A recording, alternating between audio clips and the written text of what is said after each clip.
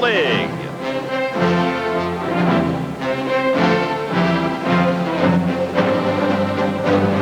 Today from the Los Angeles Coliseum in Los Angeles, California, it's the Kansas City Chiefs against the Los Angeles Raiders. Brought to you by Mercury Cars, the shape you want to be in. By Bud Light, everything else is just a light. And by RCA, creators of video technology that excites the senses. A pleasant ocean breeze from the west, cooling an 80-degree day, 60,000 expected for this renewal of a long-standing rivalry. Intense it has been through the 26 years. The Raiders and the Chiefs go at it again here in Los Angeles. Hello, everyone. Dick Enberg with Merlin Olsen. The times have been tougher for the Chiefs of late, although both teams have celebrated Super Bowl wins, but the Chiefs come to Los Angeles in first place. Well, they certainly do, and they come with a victory against the Raiders at home in their pocket. Some concern today about injuries. Mark Wilson, who's been starting in place of Jim Plunkett, twisted an ankle last week, was not able to practice until late in the week. He's a question mark today. We may see Rusty Hilger, the young rookie. On the other side, Carlos Carson, wide receiver, very important to this Kansas City offense, also injured and may not play today. Nick Lowry will kick it off for the Chiefs. Deep to return for the Los Angeles Raiders, newly acquired Fulton Walker, the former Miami Dolphin. He's on the right of your screen, and Sammy Seal to the left. And we're underway at the Coliseum. Seal at the 3. 20, and down he goes at the 25-yard line. Good tackle made by Ken Jolly, number 52 of the Chiefs. Mark Wilson comes in with the Raider offense. Of course, he has a bad ankle. We'll watch him. Mostbard center for the veteran Dave Dolby. Marvin and Hannah guards. Lawrence and Davis are the tackles. Todd Christensen, the tight end and leading receiver for the Raiders. Doki Williams averaging over 22 a catch, and rookie Jesse Hester on the outside. The running backs behind Wilson are Frank Hawkins and the incomparable Marcus Allen. Allen gets the call and gains but 2 or 3. Slowed down by Spaney, the tackle by Kevin Ross. The defense for the white jersey Chiefs, who are 3-1. 3 number 1 picks on the front line. Bill Moss on the nose, Art Still and Mike Bell at the ends. Daniels, Radisic, Spaney, and Jolly, the linebackers. At the corners, Albert Lewis and Kevin Ross. Otis McKinney, a former Raider. He'll be on Christensen much of the day. I wonder if he learned anything in those Raider practices. And Deron Cherry, number 20, with 4 interceptions last week, is at the other safety spot. Second down, call it 7.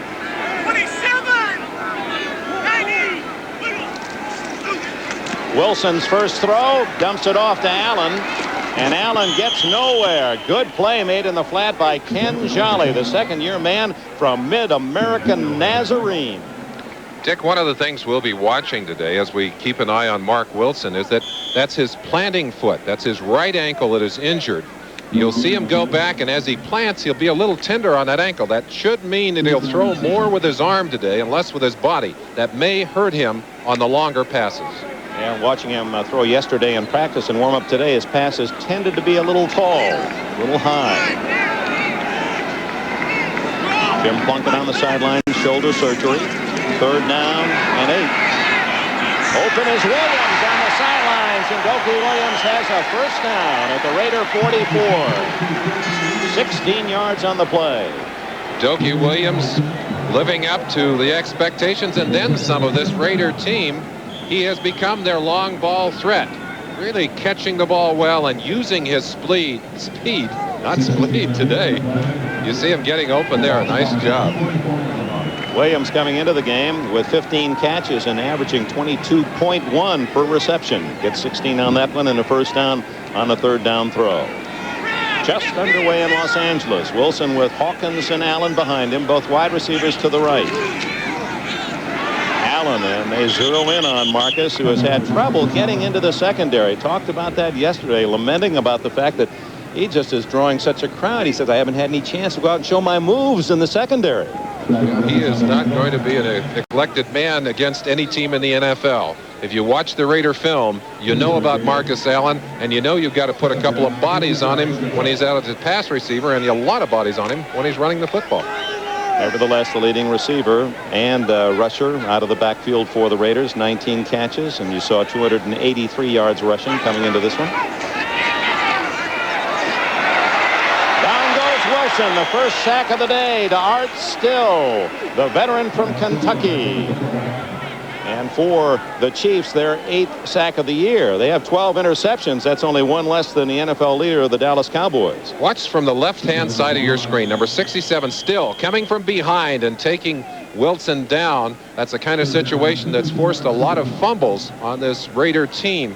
Still, by the way, working against Henry Lawrence, and that's one of those matchups that traditionally should have been much better than it has been. Still is usually getting the edge on number 70, Henry Lawrence, and that's a funny one. Lawrence, a fine offensive tackle. Well, both men were Pro Bowlers last year. On 3rd and long, over the middle it goes, short of the first down to the tight end Todd Christensen. His first catch of the day, his 28th of the year, leads Los Angeles. Albert Lewis made the tackle, short of the first down at the Raider 49.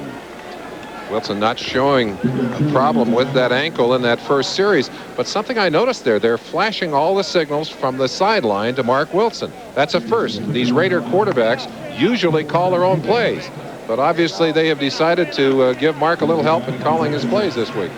Garcia Lane, the rookie at the other end, as Ray Guy with his nearly 41-yard average lines one toward the sidelines, and it'll go out of bounds. That won't make Guy very happy. That one's going to come out outside the 15-yard line. Well, right at the 15, they mark it. 36-yard punt. As you see, Tom Flores along the sidelines. That's Jim Plunkett, I believe. Oh, that's Plunkett. Looks like Flores. Yeah, it does.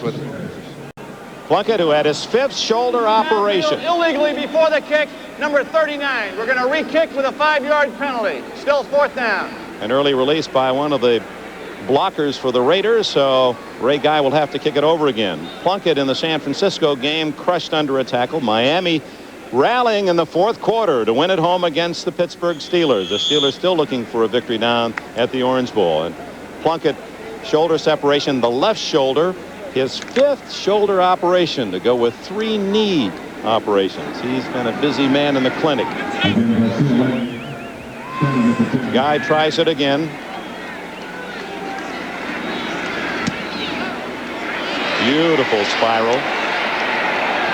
Look at how he deadens the ball. What a kick by Guy that gets it in the end zone. It does. They're not able to down it. It hit the goal line before Derek Jensen and Strahan could cover.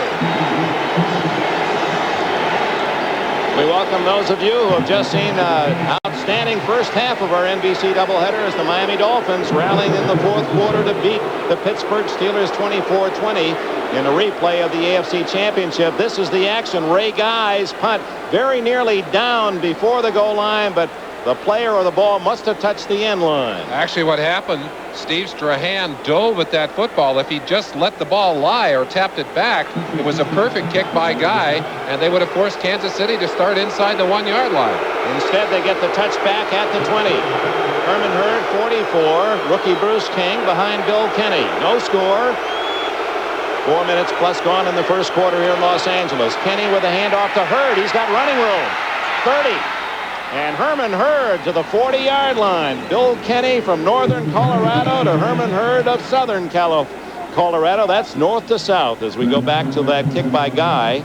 Look how that ball was dying right there. All they have to do is keep it from touching the line, but that sliding body just brushed up against the goal line.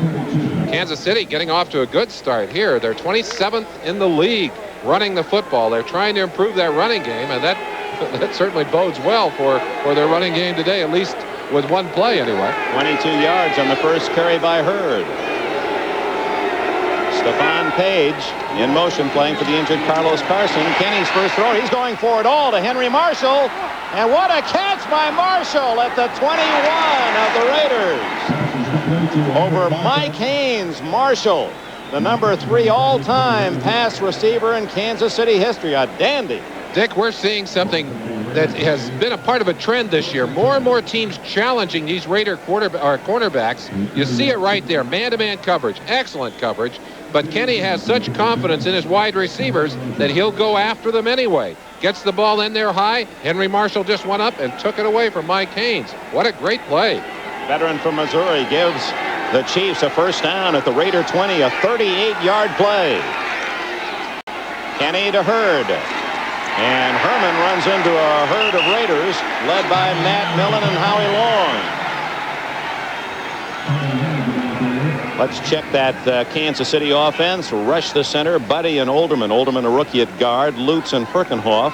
The tackles Herkenhoff, the veteran in that line. Stephon Page for Carson at one wide receiver slot. Henry Marshall just saw his catch. Walt Arnold, the tight end. The backfield for the Chiefs. Bill Kenny with the youngsters. Bruce King, a rookie from Purdue, and Herman Hurd, a second-year man. He is the most experienced runner that the Chiefs have. And it's only his second season in the league. Second down 8. Anthony Hancock, 82 in the lineup. Kenny to throw. To this side, incomplete to Hancock. Lester Hayes on the coverage. Defensively, for the Los Angeles Raiders, and a tough defense it is again this year. The Raiders 2-2 coming in.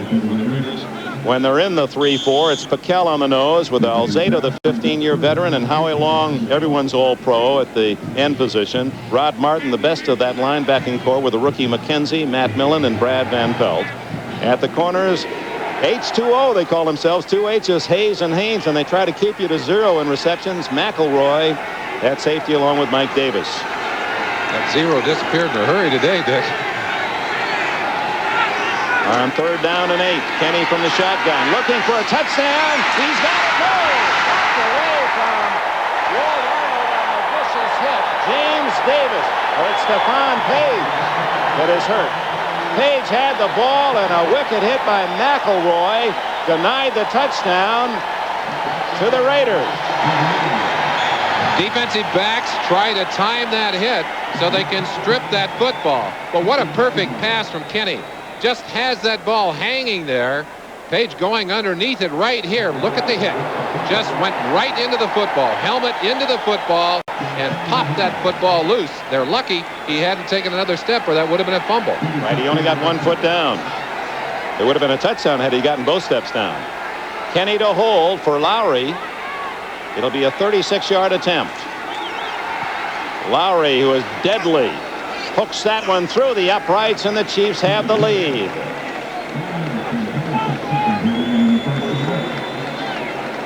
We welcome those of you who have watched the Cleveland Browns and the New England Patriots in a delightful first half of our doubleheader. 24-20, the Browns and Bernie Kosar beating New England. Here we're just underway. 9 minutes, 26 seconds remaining in the first quarter. The Chiefs on their first possession driving from their 20 inside the Raider 20 and settling for a 36-yard field goal by Nick Lowry, who is now 10 for 11 this year. Another final, Green Bay beating the Lions 43-10. Big win for the Packers.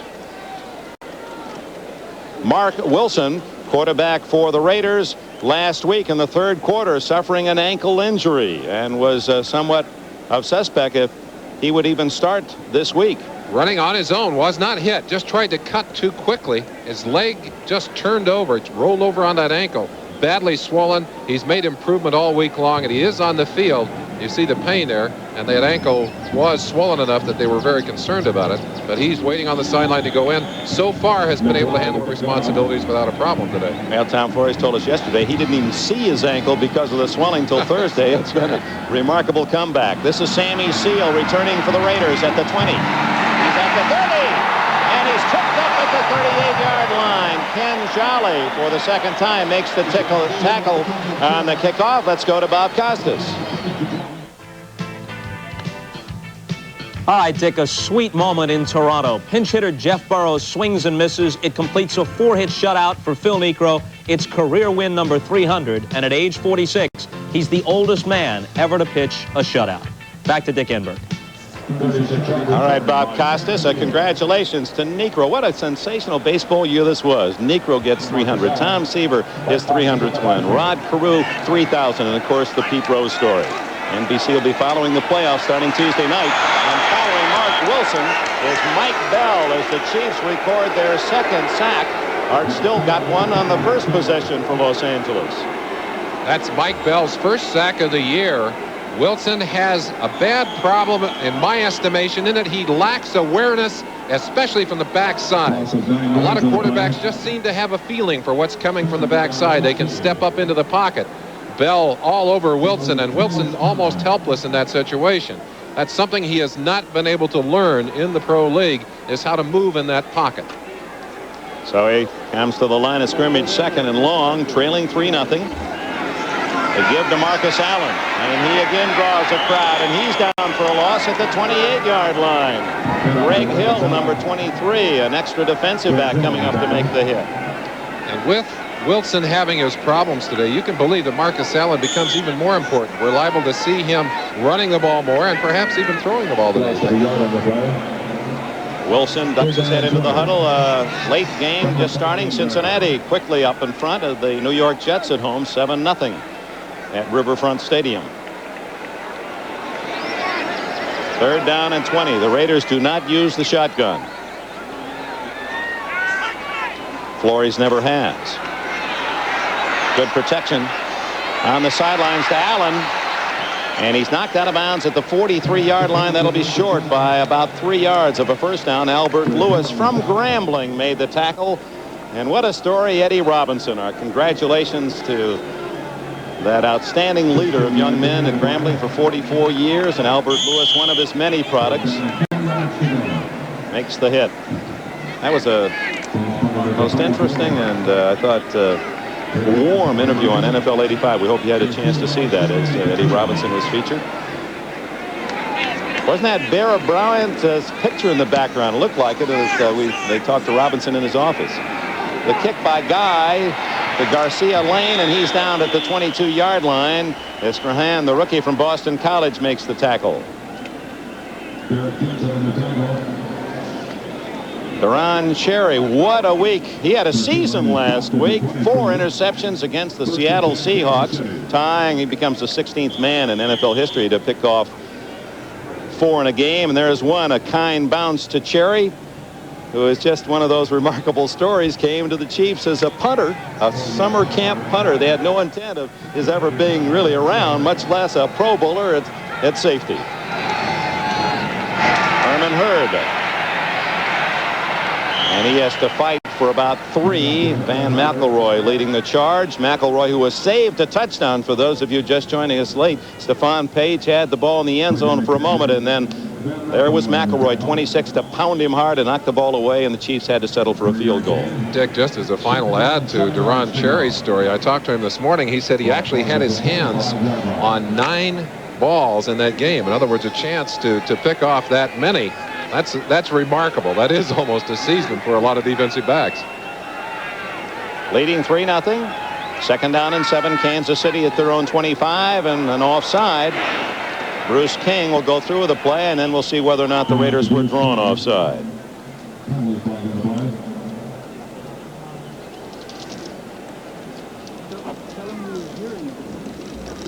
Gene Barth.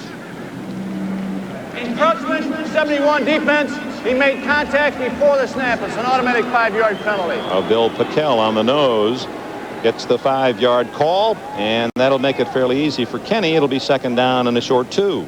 As we're looking at Pickel, I think he's typical of what we're seeing more and more of in the NFL. That tall nose tackle. For many years, it was a Curly Culp contest. Get that guy who was 5'10 and 290 pounds. But more and more now, we're seeing tackles that look more like the standard tackles out of the 4-3, 6'4", 6'5", big, strong tackles like Pickel and Bill Moss, who are both playing nose tackle in this game. Pickel, 6'5" and 260 from Rutgers. On 2nd and 2, Hurd. Alzado, great play by the veteran. 15 years in the league. Fought off the blockers and drags down Hurd for a loss of 4. Bill Pickel, we just talked about it, playing on the nose. Tremendous pursuit. Watch him right on the inside.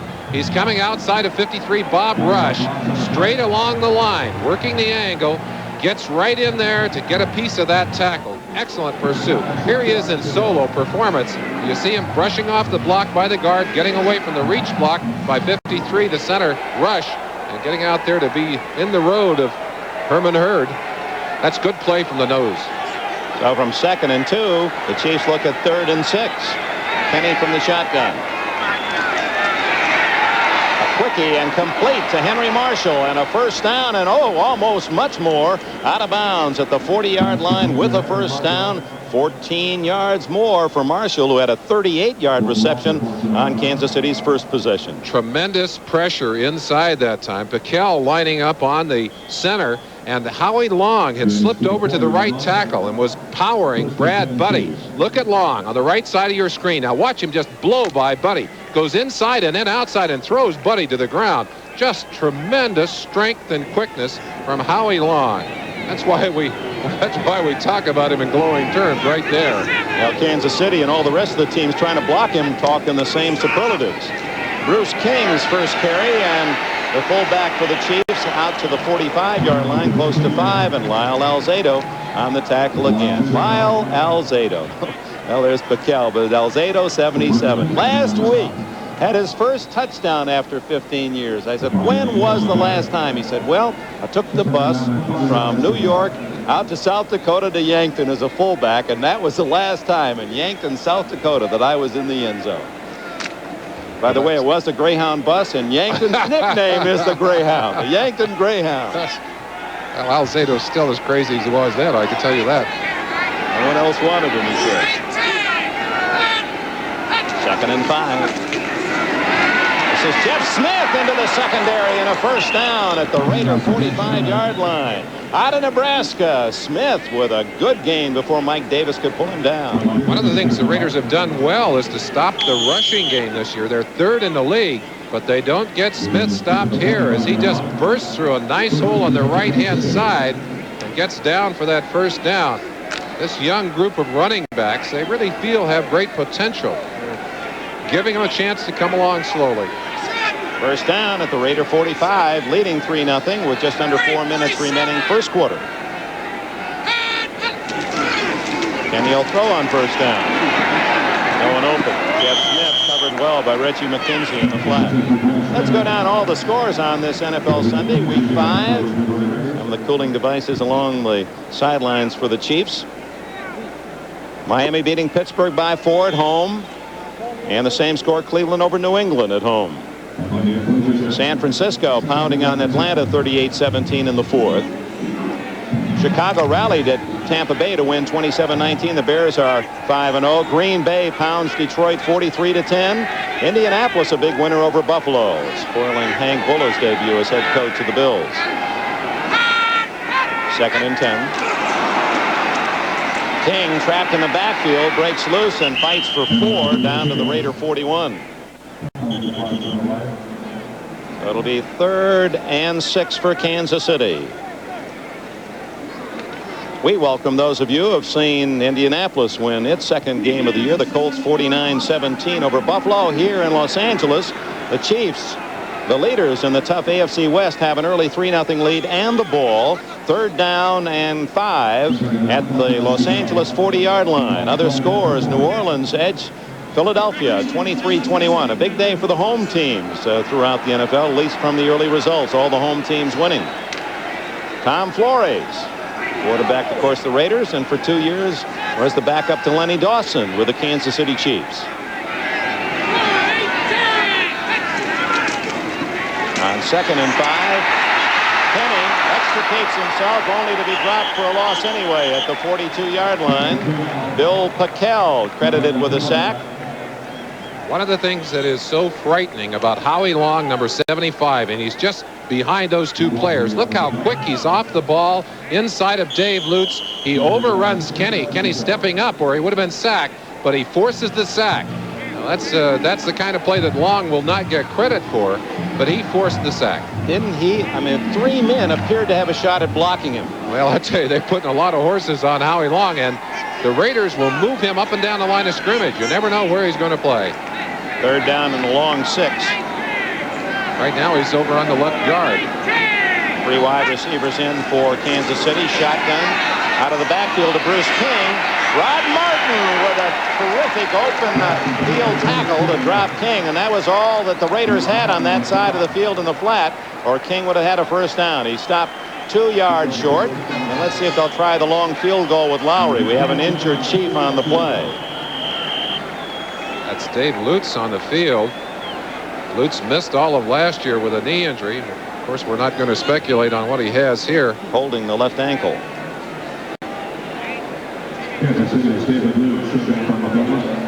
Jim Arnold, the punter, by the way, is on the field. So apparently John Mackovic has decided to go not for the long field goal, and we have a timeout. 3-0 Kansas City.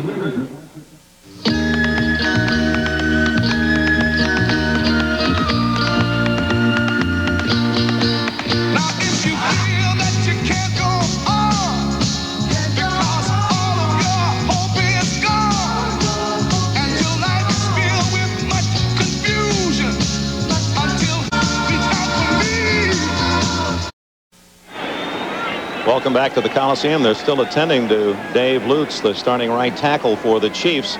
Well, you fans in Kansas City and fans of the Royals throughout the country, congratulations on your successful capturing of the American League Western Pennant. And of course, we remind all of you that NBC starts coverage of the American and National League Championship Series on Tuesday night. Will be in Toronto as the Kansas City Royals open against the Toronto Blue Jays, and certainly congratulations to the Blue Jays as well as they bring the first American League playoff to Canada. And so many times through the years, Merlin, we've heard from the fans and what great fans they are north of the border, and we're pleased for all of those who have cheered for the Toronto Blue Jays.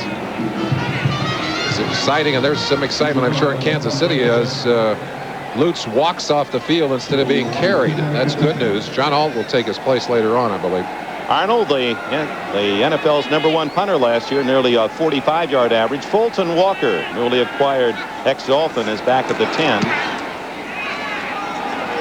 Floats it toward the goal line, and that's a little too long. So the Raiders on the touchback will start from the 20-yard line with 1:42 remaining in the first quarter here in Los Angeles, and the visitors from Kansas City leading 3-0. When the schedule makers defined the 1985 year, Kansas City and the Raiders, along with Atlanta, knew they had the toughest opponents based on win-loss percentage last year. Part of that due to the fact that their NFC games involved the 49ers and the Rams. Fumble, or was it not? No, it looked for a moment the ball was free, but Marcus Allen trying to spin his away from 4. Tacklers is down, no gain. Let's go to Bob Costas. Dick, Wesley Walker's first catch of the season has set up a Jet touchdown in Cincinnati, a 38-yard grab and a fine one. Moments later, Tony Page scored to tie it at 7. They're in the second quarter, and Dick, we'll see you Tuesday night in Toronto. All right, Robert, I understand it'd be wise to bring along the thermals. And maybe you guys could take another look at that Robinson interview. Was that Bear Bryant portrait on the wall behind Robinson in his office? Yes, it was, Dick. Personally inscribed photo from Bear Bryant, who was a close friend of Eddie Robinson. Ken Jolly with a tackle. Dick, we'd mentioned that we're seeing signals coming from the Raider sideline into quarterback Mark Wilson. Traditionally, Raider quarterbacks have called all their own plays. Flip, I think in part because they were preparing to deliver the plays to Rusty Hilger. They've been calling them from the sideline. There's Dan Daniel. He coaches the linebackers. He'll deliver the defensive signals into Gary Spaney, who will then call them for the defense. So those are the decision makers, the generals on the sideline. Wilson, 3rd and 5. Final seconds, first quarter. Almost a 10-man line for the Chiefs. 29, 80. They're coming with everything. Ooh, Jesse Hester, the #1 draft pick from Florida State, 1-on-1 against Kevin Ross. The Raiders have been sacked twice in the game so far. To try and protect their quarterback, they even allowed Christensen to block there. The tight end was blocking on that linebacker on that last play, trying to keep some heat off Mark Wilson. Wilson, as we mentioned, suffering with an ankle injury, not as mobile as he would ordinarily be. Maybe go back and take a peek at it. Watch him on his setup here. You can watch that right ankle. It's a short set, but boy, he gets all the heat he can bear. Bill Moss, the nose tackle, cracking that pocket from the center. He's playing outstanding football this year. That's a good illustration that he is favoring that ankle. Guy's kick, driving toward rookie Garcia Lane. Lane at the 25 and toppled at the 29-yard line by Jeff Barnes, and a flag is down. 56 Barnes from California. We'll see whether or not the Chiefs were guilty of a foul. We'll have that information for you. That's the end of the first quarter. 3-0 Kansas City. Number 55 during your run back. Gene Barth, in many ways, we only feature these men when they're calling a penalty, and they all are significant individuals within their community and giving back to society, and should be congratulated for their fine work away from the field. We only know them as the Zebras. There are the first quarter statistics, Merlin Olsen. Rushing yardage impressive for the Chiefs in the first quarter, and as we mentioned, that is something they have not done well this year. They lead in yardage, they lead on the scoreboard by 3-0. Time of possession very nearly even so far, but two things that we have noticed: the Raiders having trouble protecting their quarterbacks. 2 big sacks for the Chiefs defense. Let's see how Bill Kenny and the offense can do now against that tough Raider defense.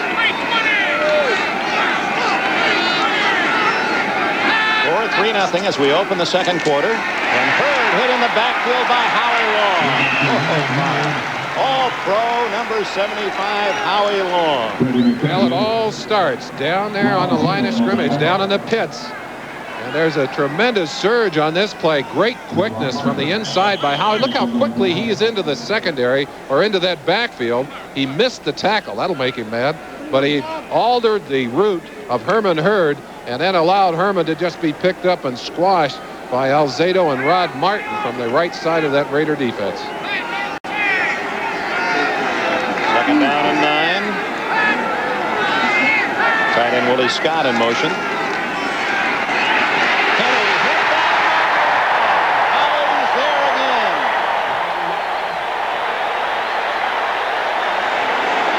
Two sacks aside.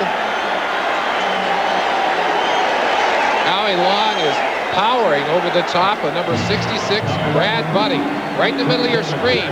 They've isolated him on Buddy by bringing linemen on each side of him, and then Buddy just unable to halt the powerful charge of Howie Long, and Howie just disposes of that quarterback. Ouch, that hurts. Long 4 sacks this season, but he has created so many others. Raiders came into the game with 19. Third and a lot. Bruce King getting back out to the 15-yard line, far short of the first down. Lyle Alzado makes the tackle, and on comes Jim Arnold and the Kansas City punting unit. You might say, why are they running the football in a situation like that? John Makovic, playing percentage football, realized the chance of getting a first down was very slim. He wanted some breathing room for his punter. He wanted a little better field position for his defense. He ran the football. Colton Walker, who had a great afternoon in New England, his first game as a Raider last Sunday, stands at the Los Angeles 40.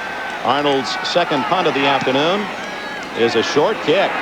Walker will have to let it bounce, and it takes a Raider bounce out of bounds at the 45-yard line in Kansas City territory. A 30-yard punt by Arnold here in Los Angeles. With Merlin Olsen, Dick Enberg, welcome back to Los Angeles, the Coliseum, of course, the 1984 Olympic site, and NBC is proud and pleased that we will have that challenge, that opportunity to bring you the 1988 games from Seoul, Korea, that announced earlier this week. There, the Olympic torch, the pedestal for the flames that fired up so much enthusiasm here in this country in '84. That shot of Rayford Johnson going up the steps to light the torch. One of the memories we'll long remember. Mark Wilson, starting from the Chiefs 45, goes for the big one, and it was caught at the 20. Jesse Hester, did he pick that one off the grass? The Chiefs are arguing he did not, but it is ruled a catch and good for 25 yards. Right through the hands of one of the defensive backs, and that's just pure reaction. Hester was on the ground, just kind of rolled over and caught that football. Hester showing some good response there, but that's the kind of play, well, that falls in the category of luck, which is also a part of this game. First time that the Raiders have been in Chiefs territory. Their first 3 possessions, they stayed on their half of the field, but the short punt set them up at the 45. Wilson, check that, Marcus Allen, cut down by Otis McKinney, the former Raider. Do you think he might have learned something, brought something into that defensive package? Using him very aggressively on that play. He just knifed him from his safety position. And he's playing because of an injury to Lloyd Burris, who's an outstanding safety in his own right. McKinney, I'm sure, loving this opportunity to go up against his old teammates. I think there's something special for an athlete who's been traded away to be able to come back and make that kind of impact play, Dick. Actually, he was cut free by the Raiders. He was picked up on waivers, which he thought was a little embarrassing. He thought he'd at least be able to be traded. Jim Smith, the ex-Steeler, has a first and goal at the Kansas City 9. Smith's first catch of the game. Smith only had one other catch coming into this game, and they're going to have to start using him more. You'll see this one coming right into your lap. Maybe you can reach out and catch it. Jim Smith coming in from the left side of your picture right here. Found some room to work against Kevin Ross, number 31, and 29, Albert Lewis. Good play. Got him inside the 10-yard line. Meanwhile, an injury to one of the Raiders, and we'll check on that development when we return. Who has taken the intimidation out of VCR programming? Give me that. RCA, with the first remote programmable VCR. Bird brain. You record exactly what you want, when you want. Mickey Marvin, the injured Raider, the guard, and it appeared to be a knee. Marcus Allen stopped at the 6-yard line on first and goal from the 9. So second down, Raiders, as they have a chance to take the lead. 3-0 Kansas City here in the second quarter. No, that's not good news for this Raider team. They've had some problems with their offensive line anyway. Right now, they've had to take Don Mosbar, who started at an offensive center position, and move him to right guard in place of Mickey Marvin. There you see Mosbar, and that's 50 Dave Dalby, who has been injured. He's got a turf toe, badly injured toe, forced in there. They didn't want to have to play him today, Dick. The veteran Dalby at center is 194th consecutive game. Wilson looking for 6. He's got it. A touchdown goes to Jim Smith. His first as a Raider. And we've got a little extra fisticuffs down at the 10-yard line. These teams do not like each other. That's a feeling that has sustained itself for many, many years. See Jim Smith there. The reason they wanted Smith so badly is because they lacked experience, in particular, in pushing that ball into the end zone. They felt the young receivers were having trouble getting it in there. This man knows where the end zone is, if anyone does. You see him taking advantage of it there. Smith, who has had some great years, and certainly in the USFL, caught 20 touchdown passes this last year. So that's his 21st touchdown of 1985, 20 in the USFL, and his first now with the Raiders, 6 yards for 6. Extra point try by Chris Barr. And it's through. So the Raiders go 45 yards in 5 plays after the short punt and take the lead 7-3. Watching is believing. Look into the mirror and watch Ford Escort swept away by the benefits of Renault. Shoppers who compared found Renault Encore's power and pickup superior. More room inside. They preferred Encore's European style. Upon reflection, 79 of 100 shoppers surveyed found Renault superior overall to Escort, with 550 plus America's best small car protection. Escort owners, You weren't watching. I was watching. The one to watch. Renault. Patience. That's what struck me the most learning about Coors beer. From the malting to the brewing, aging, the whole process. They never hurry. It takes about twice as long to make Coors as it does any other major beer. Yeah, they do take their time. But you can taste the difference right here. A beer that's a little less heavy, never bitter, but with all the spirit and patience of a great beer. Coors is the one. Mobil 1 synthetic motor oil. The technology behind it gives this driver engine protection he can depend on. And this driver.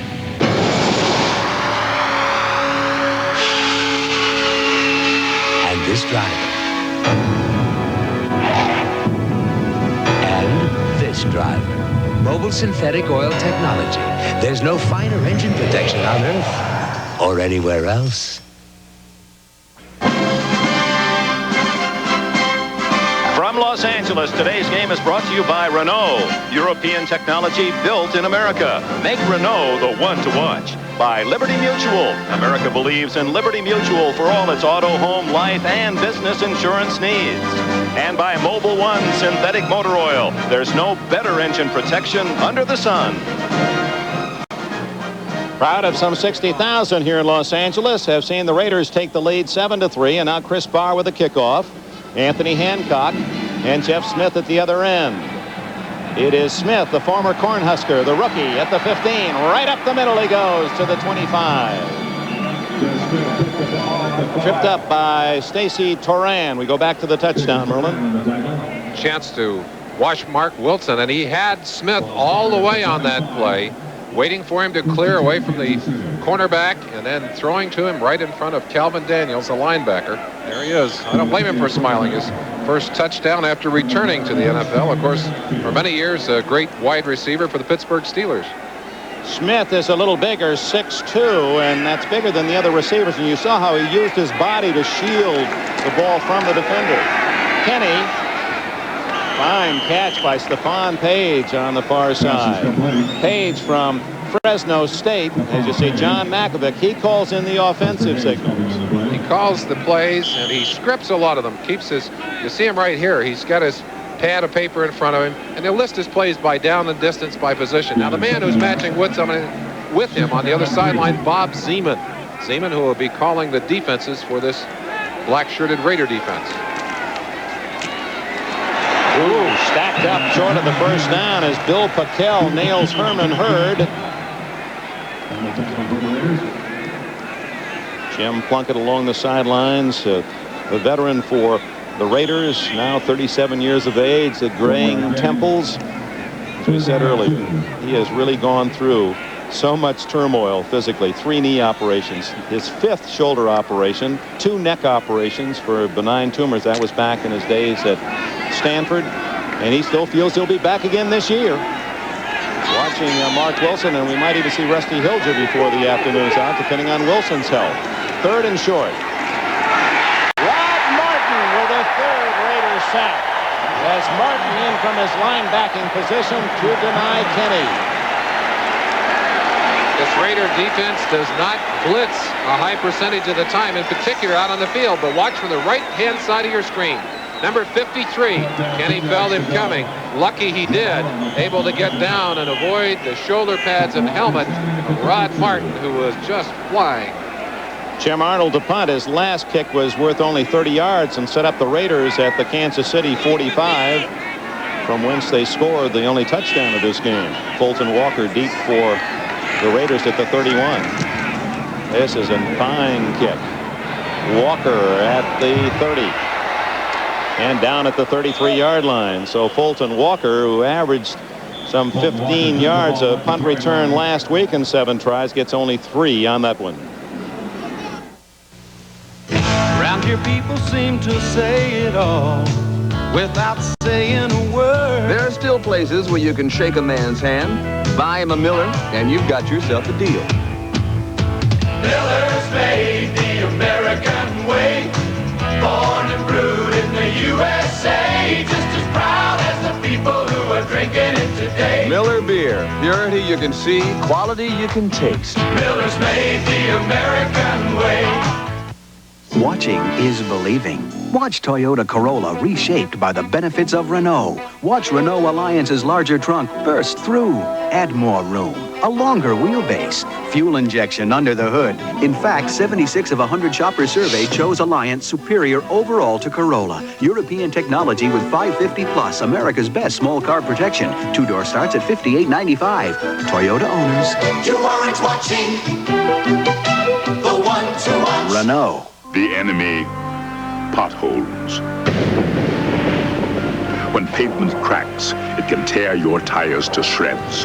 Now consider Vector, Goodyear's unique all-season radial. Its crisscross tread has a backbone of belted steel to help repel road hazards and deliver thousands of miles of sure-footed performance. The Goodyear Vector. It simply performs like no other tire in the world. Azuma Nelson, a physical powerhouse who explodes inside the ring. He is driven by an unyielding will to win. The champ unleashes a relentless flow of punches from bell to bell. Azuma Nelson battles Pat Cowdell. The WBC Featherweight Championship live on NBC Sports World.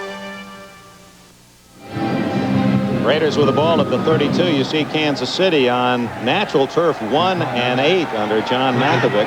Well, they played well on their home surface, which is the artificial turf. Marcus Allen right into Art Still and company after a gain of a couple. Maybe we can get that stat back up. It's rather interesting in a way. Your first inclination when you look at that statistic that shows that this team has not played well on a natural grass surface is to say, well, maybe they just have a game that is not conducive to playing on that kind of turf. But in actuality, they have to play head-to-head with their opponents in this division. Denver and the Raiders and San Diego, all tough teams. And one of those losses came to Washington. Two of those losses to Miami. So those are not slouch teams, Dick. Going deep and open is Dokie Williams. Did he stay in bounds? Yes, at the 38-yard line of Kansas City. 27 yards for Williams. He's been their big play man. Dokie Williams right at the bottom of your screen. Watch him here. He's challenging down the sideline. That's number 29, Albert Lewis, that he's going to work against.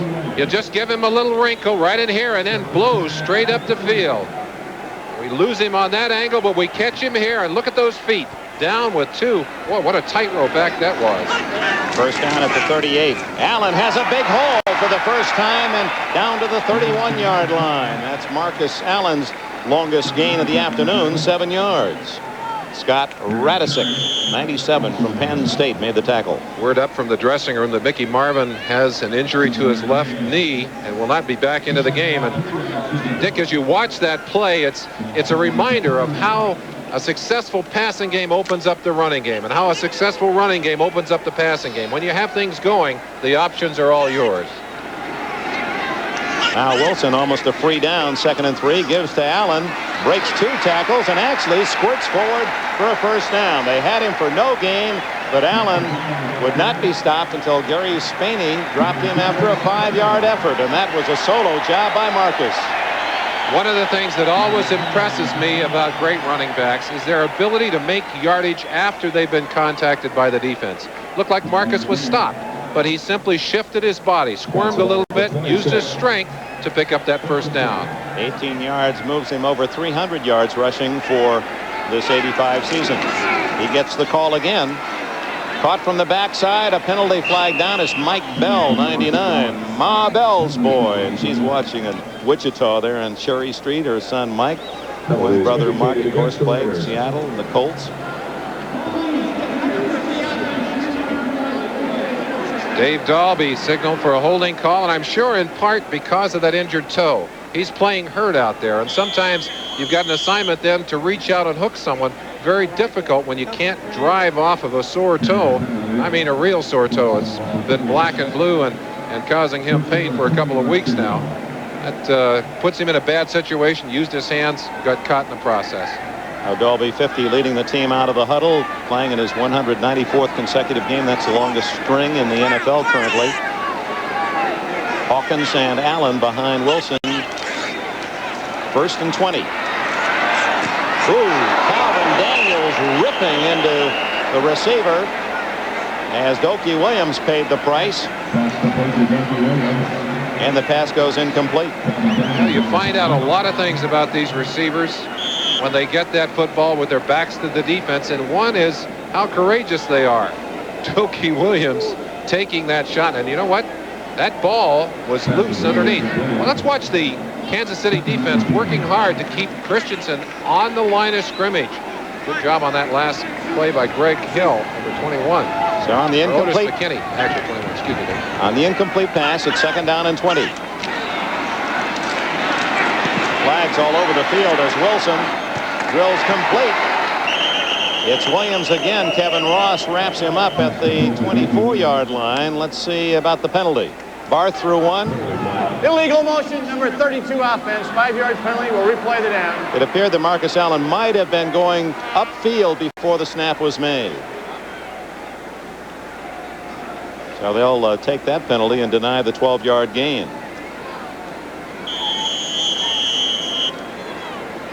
There you see Tom Flores sending in the play. Rusty Hilger, number 12. If something should happen to Mark Wilson, Hilger, the rookie from Oklahoma State, would replace him. Flores highly successful, as has been the case of men that have run the ship here with the Raiders or in Oakland. Johnny Rauch, Al Davis, John Madden, and now Tom Flores. 2nd and 25. Frank Hawkins, the big fullback, gets to the 35 of Kansas City before Deron Cherry can make the tackle. Assisted by number 90 Bob Ham. We most often talk about these defensive backs and their role of pass defense. Safeties also have to force. Look at number 20, Cherry, coming right up. He's got to come up and control the run from the outside in. He's working against a very strong back there in Frank Hawkins, number 27. Hawkins able to get a little bit of yardage, but in a long yardage situation, the Kansas City defense willing to give up a few yards to get the down. Picked up 9. It's 3rd and 19. Trying to get at least in reasonable field goal range. Wilson, oh, he's going for it all to Todd Christensen. He was open. I told you earlier, one of the problems with that bad ankle, throwing off the right foot, is you can't plant and drive like a baseball pitcher, unable to get that body down into the throw, and you tend to throw it high. Let's see how Todd Christensen got open on that play. Todd does not have great speed, but knows how to work the defense. Look at that, got plenty of room. That ball dropping well out of range. Watch the setup here by Mark Wilson. A little tender on that foot, not really favoring it tremendously, but again, can't drive to get that power. Now, Mark does tend to throw the ball a little higher than a lot of quarterbacks anyway, but I don't think he meant to get it that high. 4 minutes, 41 seconds left in the first half. His guy aiming for that coffin corner on the far side, and it looks as if it's a good one. 6-yard line. And how well he does that. 6 out of 10 last week inside the 10, and he has kicked well today. Statistically, age is only the frosting. The real cake is experience, and that's where the Raiders' average man has been in the league 6 years, under 4 for Kansas City, one of the younger teams in terms of experience in the league. Kenny gives to one of those inexperienced backs, and Bruce King is dragged down for a loss at the 4-yard line, fumbles, but the ball was dead. His knee was down. Swarming defense by the Raiders. McElroy and Turan leading the charge. Raiders would like to have done what they did last week. They got 3 touchdowns last week on defense. Almost unheard of. Watch those black shirts swarm to the football. Looked like King was going to get away there, but there was always another black-shirted body. McElroy, the man that had him first, they ruled that that ball was down before it popped loose. 3:55 left in the half. Kansas City deep in its own end, trailing 7-3. And Kenny looking at 2nd and 12 from his 4. Jeff Smith slashing out to the 8-yard line. Smith 5'9" and 201 from Nebraska. Let's check the scores. 24-20 Miami beats Pittsburgh. At home it was Cleveland over New England by the same score. 38-17 the 49ers are now 3-2. Atlanta 0-5. The Bears rally to win at Tampa Bay 27-19. 43-10 Green Bay surprises Detroit big. 49-17 Indianapolis over the Bills. The Bills still 0-5. New Orleans is now 3-2 with that 2-point win against Philadelphia. Seattle on a couple of field goals leads the Chargers up north. Cincinnati has a 13-7 lead over the Jets. That's Stephon Page in motion on 3rd down and 8 for Kenny. He's got the first down as he drills it to Walt Arnold, the tight end. 9-yard pickup for Kenny. So the Bengals leading the Jets 13-7 prior to halftime. Denver at home leads Houston 10-0. And one other score. The Rams have a field goal advantage over in Anaheim, 3-0 against the Vikings and Bud Grant. NFL 85 will have all the scores, the key plays for you throughout this afternoon. As later tonight in New York, it'll be Dallas and the Giants.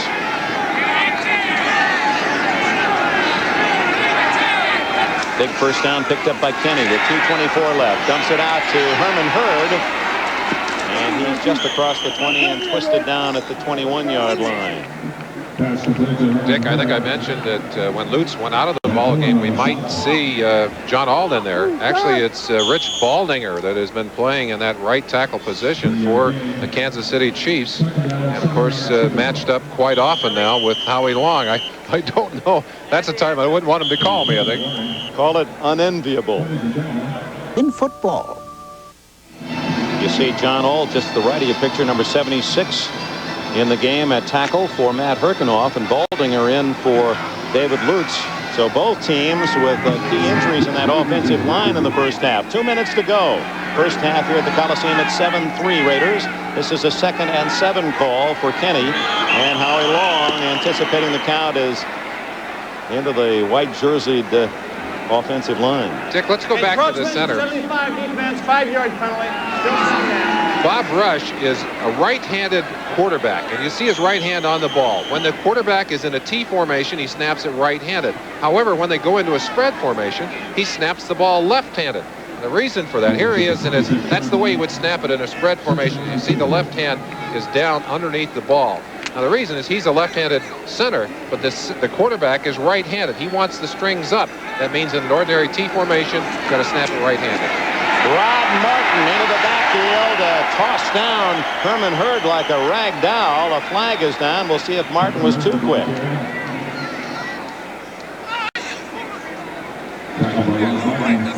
Martin saying he was drawn offsides, and the official agrees. Yeah, the Raiders will decline that penalty and take the play by Martin, we would think, and cost the Chiefs the down. Either way, the Kansas City Chiefs still have an excellent opportunity to convert. 53 offense, offside, penalty refused, 3rd down.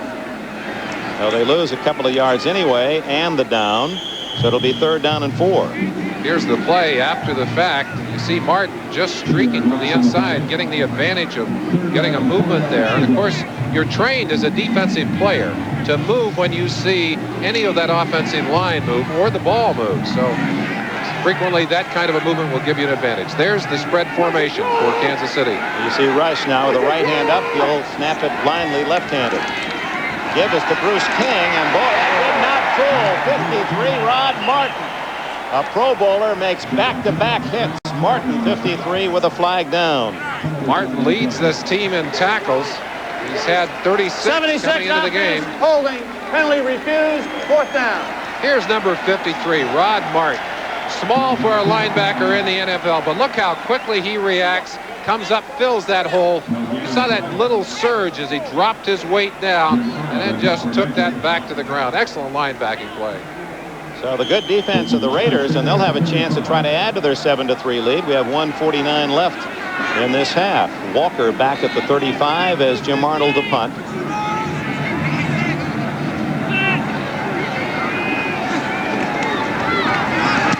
Whoa, very nearly. Blocked. End over end to Walker at the 34. 45.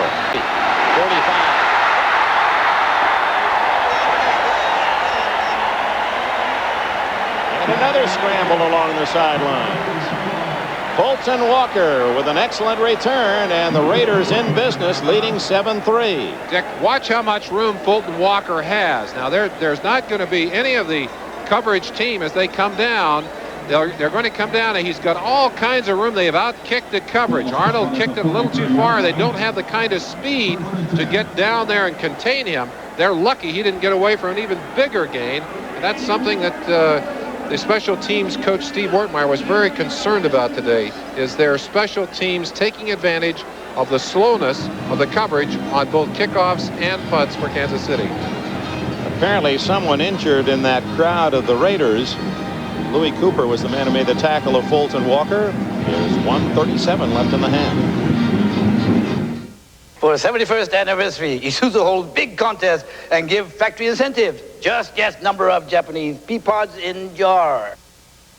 Why is there only one pea pod in this jar? Winner! Winner! Winner! You mean this jar with the one pea pod?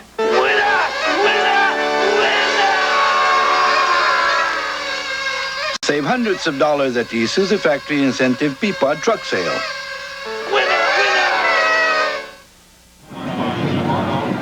The injured Raider was Greg Townsend, number 93, but he appeared to be all right. Now they're checking that rib cage along the sidelines, but he seemed to leave with no apparent serious injury. Jets lead Cincinnati 14-3. The Rams 6-0 over Minnesota in the second.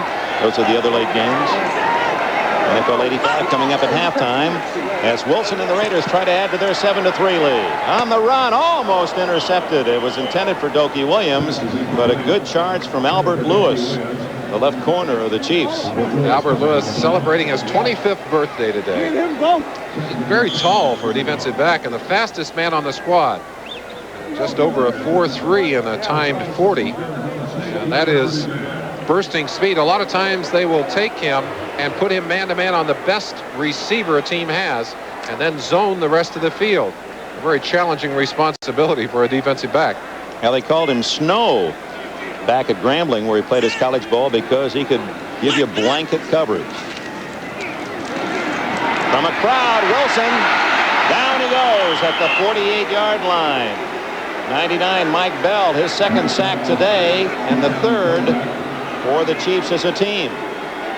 Bell, of course, one of the premier pass rushers in the NFL, been very frustrated by the fact that he had not been able to get any sacks on the season. Well, he's making up for it here today.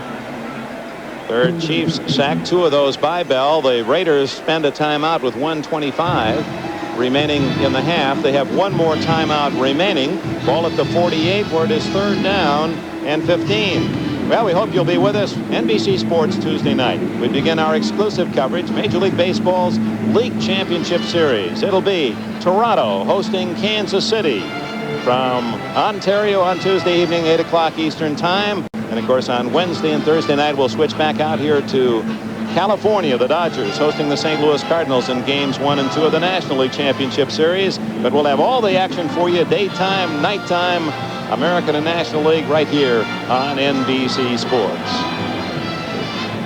What a year it was. The fact that it would come down to the second to the last day of the 162-game season. 3 of the 4 championships were decided yesterday. You know what I liked about that, Dick, was that most of those teams had a chance to confront each other right at the end of the season. It's nice that you could have your really playoff hopes in your own hands. That's right. St. Louis and the Mets and Toronto and the Yankees and Kansas City and the Angels all playing in that final week. Wilson dodging the pressure, finds Todd Christensen at the 35-yard line, shy of the first down. Christensen's 3rd catch, his 30th of the year, one of the leaders in the National Football League. And that'll bring up 4th and 2, and the final timeout is spent by the Raiders. Now this is for Wilson to decide, do we want to try what would be about a 52-yard field goal? That's really testing the range of Chris Barr. He has kicked one in his career of 55. Or do we want to go for it? Let's watch here as Christensen, Todd Christensen, will go down and work all the way across the field. A long, long pass pattern. Is Christensen able to, well, you guys are going to have to draw that line away for me. It won't work on my machine. There it goes. Watch Christensen now, number 46, coming out on that pattern. Go all the way back across the field. Whoops, we had him come from the wrong place, Dick. That's embarrassing. He got to the right place, though. He got there all right. Well, Christensen, it only figures that we didn't quite focus on him. He says he's going to write a book, and he's going to call it The Anonymous Strain, because nobody knows who he is, despite the fact that he's caught 200 passes, over 200 passes in the last 2 years plus this one. Todd Christensen, again, without that blazing speed, but with a great gift for feeling the defense and knowing how to find the open spots, and then with great hands. In fact, made an incredible catch against these Chiefs earlier in the year that they're still talking about. It's a big gamble because the Chiefs have all 3 timeouts. If they stop the Raiders, they have a chance. Yes. Wilson going for it, and he's got Christensen, 25, and out of bounds at the 22. So Tom Flores rolls the dice and comes up with a winner. Christensen getting open on the right-hand side. Wilson standing tough in there, getting up plenty of time to throw. And there are the surest set of hands that he could locate. Christensen just tucked it away and gets out of bounds. Scott Radisek, number 97, pushing him out, but not until he picked up a big, big first down. Lots of time here. The Raiders do not have any timeouts, but plenty of time from the 22. 7-3, Los Angeles. Wilson going for it all. Broken up by Kevin Ross as it was intended for Jesse Hester. Ross saved a touchdown. Kevin Ross, the man who was covering, but Cherry is trying to help from his safety position. Watch him read the quarterback. Now he sees the throw. He's driving inside. He arrived too late. Kevin Ross almost too late. Just ducked in front of Jesse Hester and knocked that ball away. That's an excellent defensive play by the Kansas secondary. 58 seconds remaining before halftime. The Raiders lead 7-3. And on 2nd and 10, it's Wilson. Batted in the air and almost intercepted by one of the front men for the Chiefs. Art Still, maybe next to Too Tall Jones, Still has become the best fly swatter in the National Football League. He gets his hands on countless passes, and there is another case in point. This Kansas City defense, just as their counterpart defense, the Raider defense, big plays last week against the Seattle Seahawks. 7 turnovers in that game to key that big victory. They'd love to get a turnover right here and stop this Raider threat. 3rd and 10. Jim Smith is in the game, the touchdown maker. Williams and Christensen both wide right, Smith to the left, and they give to Marcus Allen, and he's dropped at the 20. That quick hitter did not fool the Chiefs defense, and Tom Flores and the Raiders apparently will settle for the field goal. Much better position for Chris Barr, who has tried only 4 in the first 4 games. That's unusual in this era. It'll be either 37 or 38 yards depending on the spot. Nick Lowry got 4 against the Raiders in 1/2 in that earlier game this year. Had a total of 5 in that Kansas City win. They beat the Raiders 36-20 at Arrowhead. Ooh, almost blocked. It is good. 37 yards for Chris Barr. And the Raiders now lead by 7 with 13 seconds left in the half.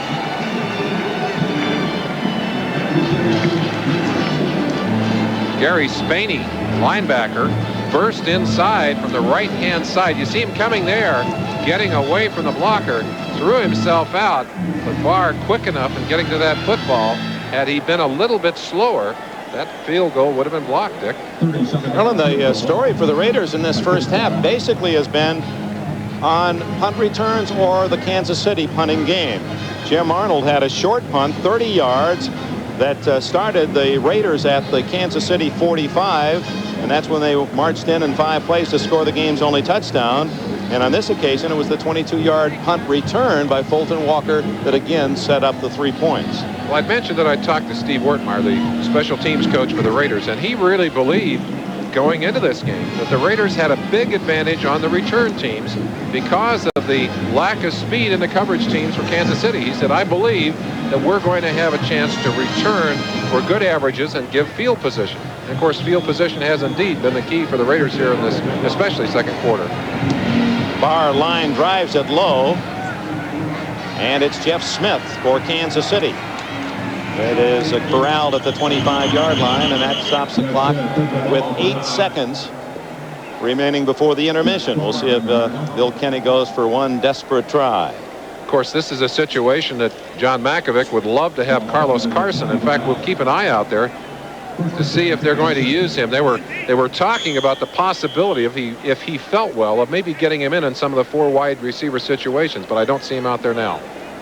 Stephon Page has only 1 catch for short yardage, number 83, the replacement for Carson. See Arnold lining up on the left side, and the 3 wide receivers to the right. Tight end.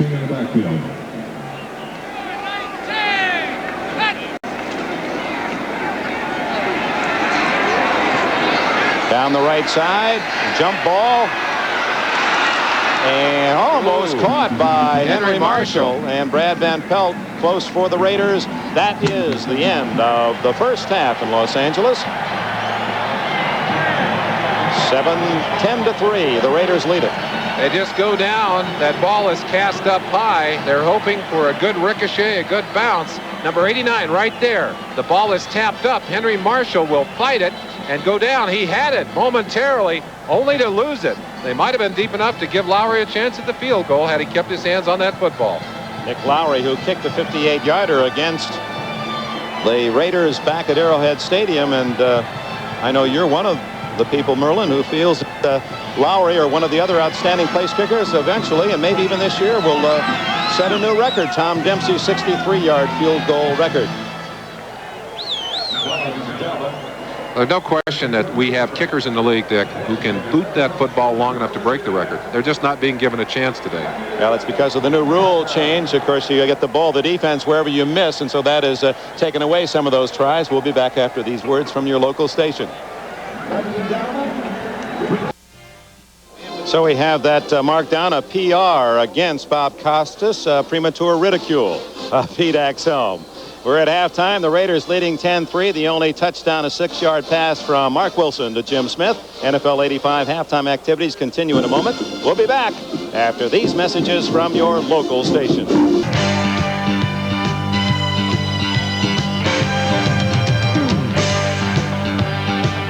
Okay, Bob Costas back in New York. Of course, in the game you're watching, the Raiders trying to avenge a defeat earlier this year at the hands of the Chiefs lead 10-3 at the half at the Coliseum. In other games in progress, San Diego has just scored. Mark Herman, in relief of the injured Dan Fouts, he'll be out several weeks with that knee injury, has just thrown a touchdown pass to Wes Chandler, covering 3 yards. Chandler has better than 100 yards in receptions in the first half in Seattle, and so as they approach halftime, they lead the Seahawks there 7-6. The Jets and the Bengals have just gone to the third quarter. The Jets at 3-1 lead the 1-3 Bengals in Cincinnati 14-13. Denver is pulling out all the stops at home against Houston, coming up to halftime, leading it 17-3. They have twice used razzle-dazzle plays to set up scores. On one, Sammy Winder handed to Vance Johnson on an end around. Johnson brought it to the 1-yard line, and Winder scored from there. Then they used a triple reverse, which wound up with Elway throwing a touchdown pass to Steve Watson, and that made the score 17-3, which is where it stands right now. The Rams at halftime are in front of Minnesota 6-0 on a pair of Mike Lansford field goals in Anaheim. Eric Dickerson in the first half, 15 carries, 39 yards. Miami had to come from behind to beat Pittsburgh to take their record to 4-1. This was the game-winning touchdown, 47 seconds to play, and rookie Lorenzo Hampton, Miami's first-round draft choice, scores from the 2. That makes it 24-20. A Malone pass in desperation in the closing seconds was intercepted by Paul Langford, and the Dolphins come out with the win. Cleveland defeats New England by that same 24-20 score in Cleveland, and the key was a late goal line stand. The Patriots had first and goal at the 6 and were stopped 4 times. Here's the 4th down play. Mosi Tatupu is going nowhere, and Cleveland winds up a 24-20 winner.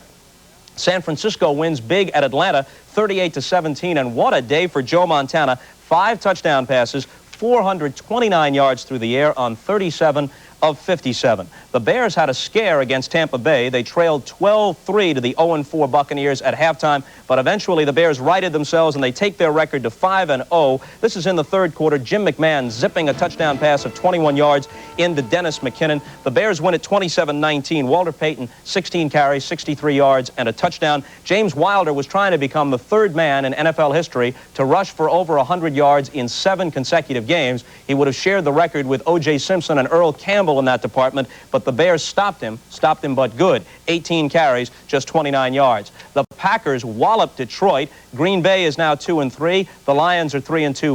43-10 is the score this afternoon. Indianapolis with a laugher over Buffalo, and the Colts are now 2-3. Buffalo 0-5. 49-17 the score in Hank Buller's unhappy debut as the head coach of Buffalo. And the Saints had a 20-0 lead against Philadelphia. Then they were threatened after Ron Jaworski took over for Randall Cunningham at quarterback and rallied the Eagles to within 23-21, but a Jaworski pass with a minute and a half to go was intercepted by Dave Wermer, his 3rd interception of the game, and that sewed it up for the Saints, 23-21. In baseball, one item of interest this afternoon in Toronto. Phil Niekro, his last chance this year for career win number 300, and he gets it. A heartwarming scene with 2 outs in the bottom of the 9th, and Niekro leading on a 4-hitter, 8-0. Younger brother Joe Niekro, sent out by Billy Martin for some words of advice, smiles on the Yankee bench. Thus reassured, Phil Niekro is able to fan Jeff Burroughs to complete the game, career win number 300, and at age 46, he also becomes the oldest player in Major League history ever to pitch a shutout. So that gets you updated on the scores. Let's send you back out to the Coliseum, and we'll rejoin Dick Enberg and Merlin Olsen.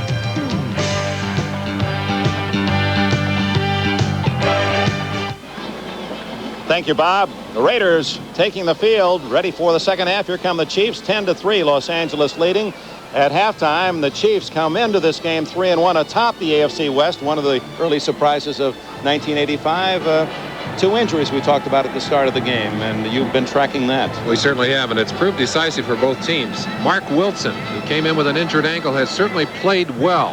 He's thrown the ball well, although he's been sacked 3 times. His mobility has hurt him a little bit there. On the other side, Carlos Carson, the best receiver that Kansas City has not put a foot on the field yet. So that has hurt them. Although one thing we know about Kansas City, they have a very sophisticated passing offense. They have a good defense. They're not the kind of team that has a hard time playing catch-up football. They're very explosive. Well, the trademark of this rivalry through the years has been intensity, a very tough, physical type of play, and that's the kind of half we've seen. And it was typified by a play made by Van McElroy, the Pro Bowl safety of the Los Angeles Raiders. This is a 4-point tackle. Stephon Page has the ball in the end zone. Boom. McElroy nails him. The ball pops free, and the Chiefs had to settle for a field goal. Dick, they say it's a game of inches. That foot was perhaps that far off the ground. If he gets that second foot on the ground, doesn't matter what happens after that, it's a touchdown. The foot did not make it to the ground. The ball popped free. They were able to kick the field goal, but it's made a big difference in the game. One thing we have to remember, Kansas City gets the ball first here in this second half, and obviously they've been plotting a way to get 7 points on the board. You had the feeling that John Mackovic played it close to the vest in this first half, that even though he's down by a touchdown, he knows his team can score 7 in a hurry. They scored, between the two of them, 56 points in their first meeting, 36-20 the final. I think both teams playing better defense in this game. Certainly true of the Raiders. The Raiders defense has come on with a couple of big games since that game in Kansas City. And I'm sure that one of the things that Tom Flores is happiest about is the fact that their defense now is forcing people to make a lot of areas where it could be intercepted. Now, Tom Flores also has noted that while he's lost Mickey Marvin, his guard, that the Chiefs have lost David Lutz and Matt Herkenoff, and since those 2 tackles went out of the game in the first half, Kansas City has only 1 first down. They get the ball to start the second half. Drifting back are Anthony Hancock and Jeff Smith as Chris Barr makes sure he's got all 10 compatriots aboard. And here we go. He hits this one deep to Smith, and the Chiefs will start at the 20. Now Bill Kenny brings the offense onto the field. Henry Marshall and Stephon Page for the injured Carlos Carson will be the wide receivers. Waldo Arnold the tight end. Check to see who's in there at tackle. 77, Rich Baldinger is one of the tackles. He's playing the right side for David Lutz. And John Olt, 76, is the left tackle for Matt Herkenoff. That's tough to lose both starting men at that key position. Both Marshall and Page to the left. And it's Bruce King right into the teeth of that black jersey defense, and Lyle Alzado with a bear hug tackle after a yard gain. First half statistics. Take a look down. You'll find that first downs relatively even, yards rushing, and now most of those Chief yards came in the first quarter of the game. They did not do well rushing in the second quarter. Big Raider boost in the second quarter in the passing game. They end up on 126 yards. Of course, the biggest stat is the one that's on the scoreboard, where the Raiders have a comfortable lead of, well, not comfortable, but they do have the lead of 7 points. No mistakes, no turnovers in that first half. Kenny. Oh, there's a push after and there's the flag. Indeed, Lester Hayes with a push on Carlos Carson. Well, that's interesting. John Mackovic does not use Carson in the first half, but Carlos in there at least on this sequence, and he got the interference or a defensive holding call as Hayes gave him a solid bump beyond the 5-yard line. Illegal contact, 37 defense, 5-yard penalty. Well, now that's a contact beyond the line of scrimmage. They'll just mark off a 5. Let's go back and look at the play. Look how closely Lester Hayes is guarding on Carlos Carson. We mentioned Carson coming off a knee injury, and I bet he went to John Mackovic and said, "Give me a chance to play." He's that kind of guy. Wants to get into the ball game. You see Lester going to his face. I think he knew that he made an illegal contact there, but he's got his back to that football. That's kind of tough on those single up covers. Automatic first down at the 26. Jeff Smith Right into the arms of Howie Long. Oh, Long is such an outstanding player. And I know we repeat ourselves, but oh, what a force. Here's a new face on the sideline in the striped shirt. Used to see him in a Philadelphia Eagles uniform, Jerry Robinson, and talked to him at the Raider camp yesterday. He said, boy, he said, I'm so excited I want to get out there and play. He said, I think they got me mixed up with a track guy, though. He said they'd had Jim Bush, who's the running coach. He's had me out there running the hills since I got here. Of course, Jim Bush was the coach at UCLA when Robinson played his football over in Westwood. He played his college games on this Coliseum turf. 2nd and 9. Kenny, complete. Oh, does Page take a wallop? Stephon Page, who played at Fresno State, went unnoticed. No one drafted him because Henry Ellard was his teammate, the other wide receiver, and he was a number 2 pick of the Rams and known nationally. A chance to watch Bill Kenny, a real pinpoint passer. Look how quickly he gets that ball off. Good release. You saw how Page had gotten himself open on that play. Let's look at the bump and run technique of Lester Hayes. He can touch that man for 5 yards. Boy, he crowds him and bumps him after that. But the officials' concentration by that time on the pass receiver and the first down. Third and not short. a first down, 3rd and short. Hurd trying to use his speed, but he does not get the first down. Rod Martin, one of the quicker linebackers in the NFL, was there to short tail him down across the 35-yard line. Watch the quickness of number 53, Rod Martin. Gets upfield, and all he can get is a piece of jersey here. But what tremendous hand strength he has. Boy, he just almost stripped that jersey right off Herman Hurd. And then Lyle Alzado sat on him. That was the indignity. Martin got him down, and Lyle said, I'm going to sit on you. Make sure you stay right here. Boy, that's a big play. It looked like Hurd was going to break free and pick up that first down. Now Arnold is going to have to kick, and that has spelled bad news for Kansas City so far today. Arnold hits a low end over end kick, and it's Walker at the 29, and can't get away from Albert Lewis. Good coverage by Lewis, streaking downfield, and as Merlin noted, one of the faster Chiefs, and he was there quick enough that time. Timeout, 12:30 left in the quarter.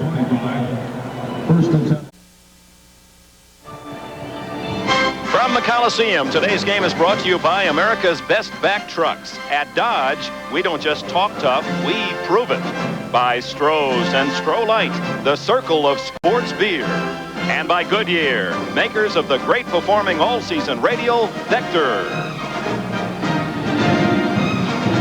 And we bounce along in this third quarter, 12:30 remaining in the period, and it's 10-3. The Raiders leading Kansas City. Raiders ball after the punt of 36 yards by Jim Arnold, who has not kicked for much distance today. And it's Mark Wilson at the controls at the 28-yard line. Marcus Allen. Ken Jolly, and a flag goes down. Jolly with an excellent tackle, number 52 in his second year, a pre-chiropractic major at Mid-American Nazarene in Olathe, Kansas, outside of Kansas City, holding against the Raiders. Jolly played against the likes of Bethany and Friends and Baker and Bethel. Good job by 52 Jolly. I'm sorry, Dick, didn't mean to cut you off, but look how well he penetrated into the backfield. You see the push right there on the back of Albert Lewis. That's the one they called for an illegal block. But Jolly, of course, in there because of injuries earlier to Ken McAllister and Jeff Payne, both of those guys on injured reserve, and it figures that teams are going to challenge a linebacker who's in for 2 guys who are out. Simply that. He's played well and certainly done a good job here today. Seattle challenged him last week, and he held his own. They take the penalty, 1st and 20. Allen hit in the backfield. Mike Bell, 99, was there just as Marcus got the handoff. You try and get penetration on defense. You try and slash in there, break up the timing of the offense. Bell doing that expertly, forcing a big alteration in Marcus Allen's path. He had to turn himself right back into the bulk of the defense. And of course, didn't end up going anywhere. Second, an extremely long yardage here. Let's keep an eye on Mark Wilson. A lot of times, Dick, when you have an injury, in particular a leg injury, and you go in after a half of football and sit down in that locker room, an injury will stiffen up on you. Let's take a look at Mark and see if that ankle's all right. Well, I don't think that's what's bothering him here.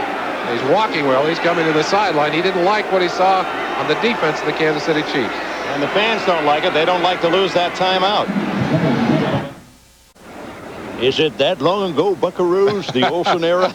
He played in Kezar Stadium and Wrigley Stadium, that's a baseball dirty parks, trick. Tiger Stadium, Cotton Bowl, Sugar Bowl, Dallas and New Orleans home, Yankee Stadium in New York, Metropolitan Stadium. I put that one last because that's where your season always ended. You know how they built all those stadiums? It was the money they saved not paying guys like me, I'll tell you that. Come on. No, I enjoyed playing in a lot of those old stadiums. But I'll tell you, you could go get stuck in the mud at Kezar. You could walk ankle deep in the mud up there. This is one of the few old granddaddy stadiums left, the Coliseum.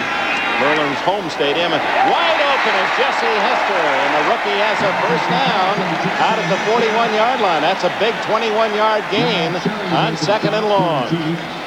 Talking to some of these defensive backs for Kansas City, they were talking about the fact that Hester is learning how to use his speed. Has great speed, but now he's learning to utilize it, learning how to run those good patterns. Number 20, Deron Cherry there to corral him, but that's a fine gain, gives him a first down outside the 40. You could see the pass by Wilson was not exactly a perfect spiral, but when you have a man that wide open, it doesn't matter. That's Hester in motion. Open is Dokie Williams, wide open. And Kevin Ross gets him at the 25. Oh, there's a breakdown in the coverage of the Chiefs there. 34-yard play. Dick, let's look at the breakdown in that Kansas City secondary. Albert Lewis dropping back to a deep zone, and he's late on the break. He's the man that's got to come over and cover Dokie Williams. They're trying to cover him long and short. Kevin Ross, 31, the short man. Lewis was the deep man, but he couldn't get there in time. Big play. Here's that pass again. You can see it getting off quickly, and he's hit the seam. That's something Kansas City has done a lot of during the season. And the Raiders have used that twice to Dokie Williams with Ross, the short man, and deep coverage from Lewis. Marcus Allen, he's inside the 10, and it's 1st and goal Raiders.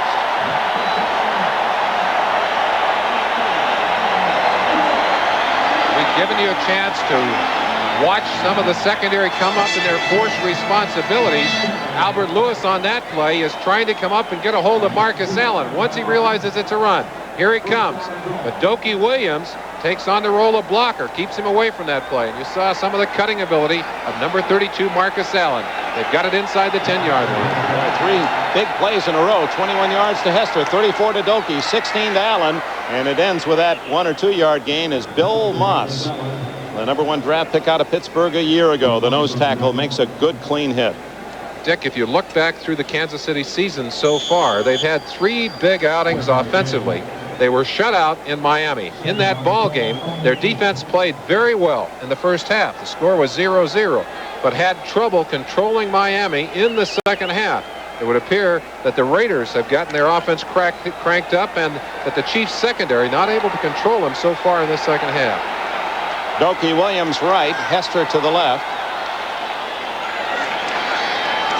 Wilson looking for 6 more. Almost intercepted, then almost caught, as Albert Lewis seemed to have a better shot at it than Dokie Williams. Twice today, we've seen the ball go directly through the hands of a Kansas City back. Now, that could have been an interception. The big play earlier also went to Hester, Jesse Hester, but went right through the hands of one of the Kansas City secondary. That set up the first touchdown. 2 possible turnaround plays, turnovers that have been negated, and ended up being good plays for the Raiders.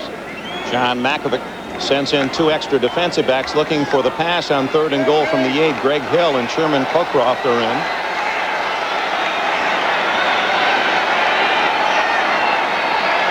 Jim Hill is wide to the left. Wilson. And it was Greg Hill bantering with Dokie Williams, and Williams felt that he had too many hands on him, as Hill, 23, made the play defensively, and the Raiders bring in the field goal team. 1-on-1, man-to-man. Dokie Williams turns his man all the way around. Greg Hill gets back outside. That ball just thrown too far in front of Dokie Williams. Williams claiming he was interfered with. The official deciding that the contact was incidental on that play. It will be a 25-yard attempt from the center of the field by Chris Barr. And he has it home. And with it, the Raiders take a 10-point lead with 8:44 remaining third quarter. Flores on the right. His team has now moved up 13-3, middle of the third quarter. And Chris Barr kicks it off. He lofts it toward Jeff Smith at the 5. Up the middle goes Smith and finds a crack. He's out to the 40, but a flag goes down back at the 22. Jeff Smith, a good return. Kenny King on the special teams. 33 made the tackle. Jim Vaccarello, the special teams coach of the Kansas City Chiefs, has to be pulling his hair 57 out. holding during the run back from the spot of the foul. Jerry Blanton guilty of the foul. Here are the standings, and what some feel are the toughest division in the NFL. Kansas City leading 3-1 with the Raiders, Denver, San Diego, and Seattle all at 2-2. Within the division, of course, that's the second tiebreaker, your record within the division. Kansas City off to a good 2-0 start, so a win today would really elevate them 3-0. And the Raiders, of course, trying to spoil the Chiefs' fun.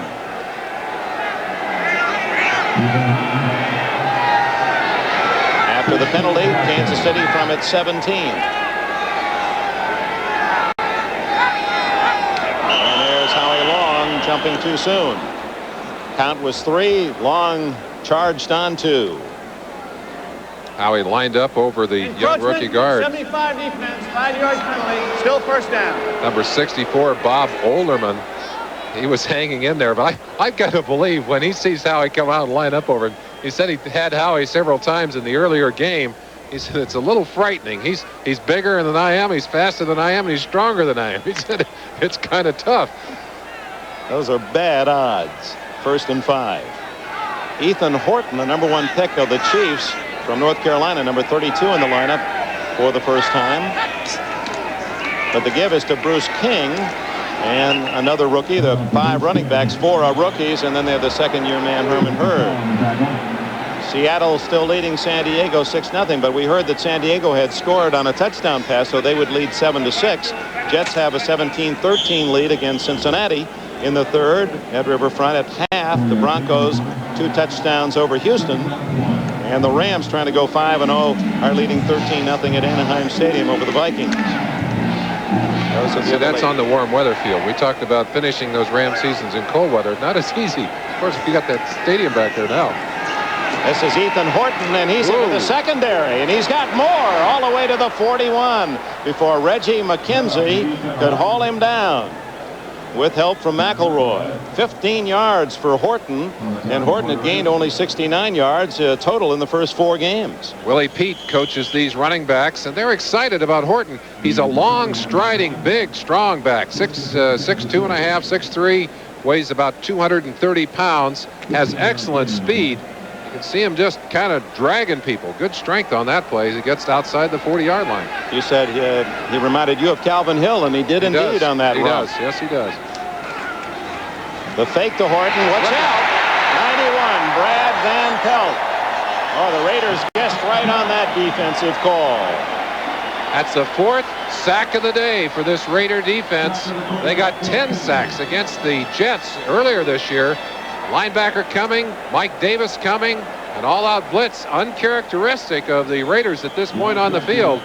They caught the Chiefs in an offensive situation where they simply could not pick it up. Not enough people to pick it up. They got the sack. That was a good call. The Chiefs have been running on first down most of the game. Kenny was going to pass there on first down and lose his 10.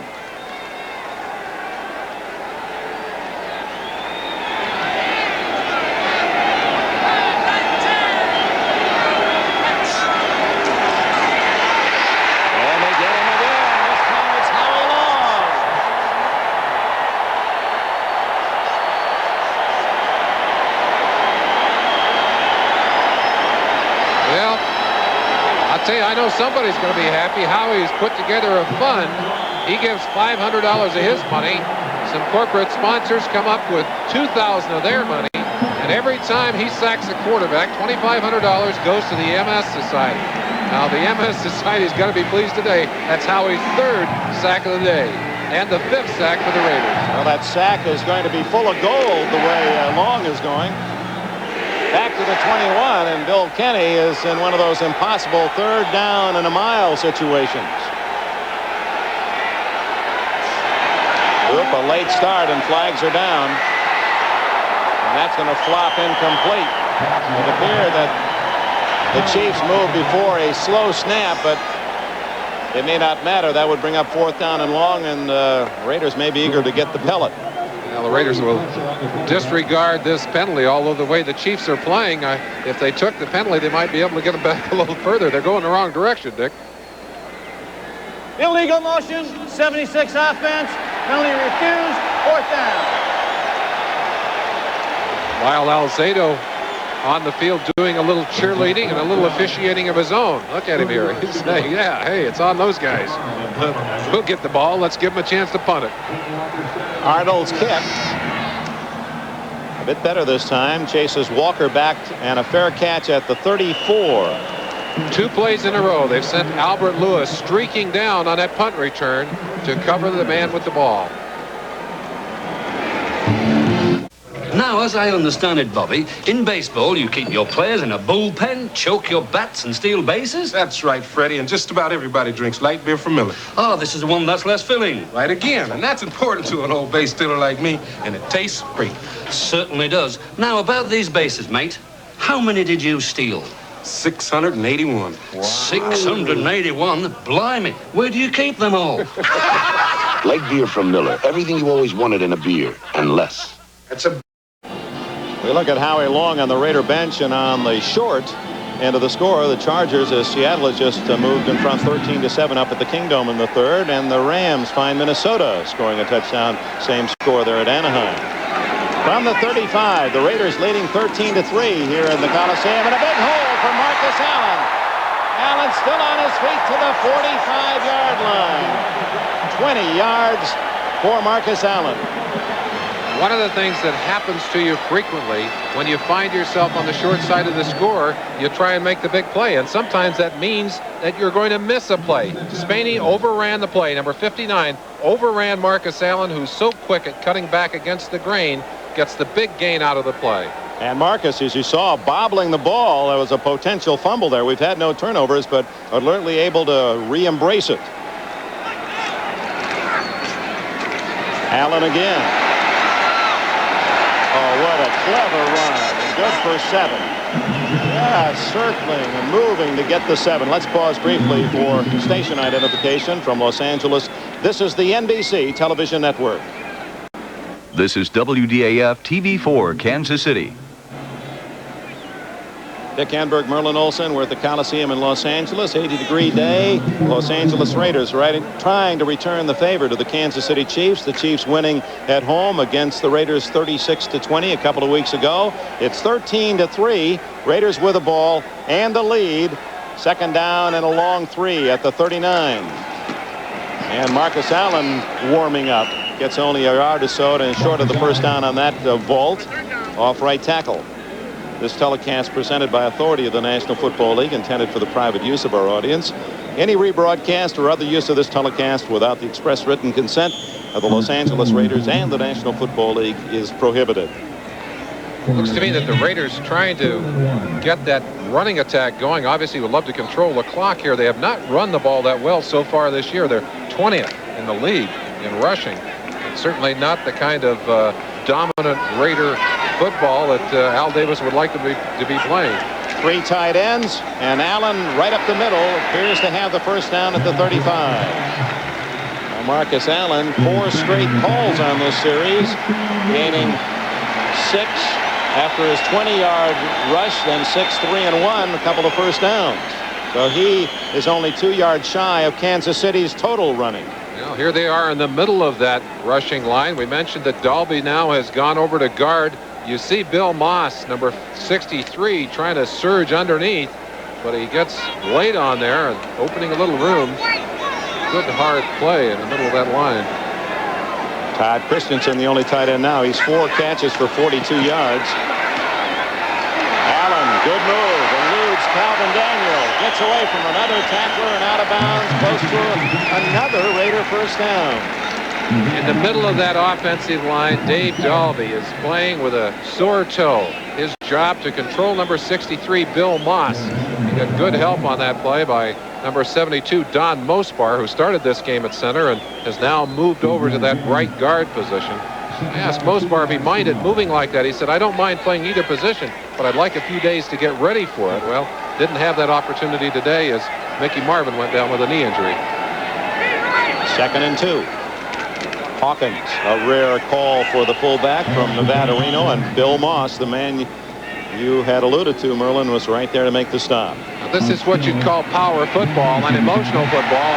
You get a feeling for that as you see things begin to explode on that line of scrimmage. I mentioned earlier, these two teams do not like each other, and the Raiders right here trying to take advantage of their physical size.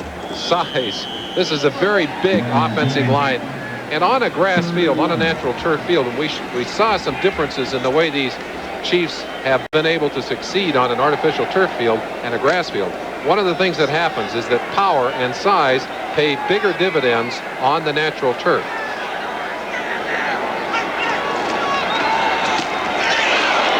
Allen cannot get the first down yardage. Good defensive charge by the Chiefs.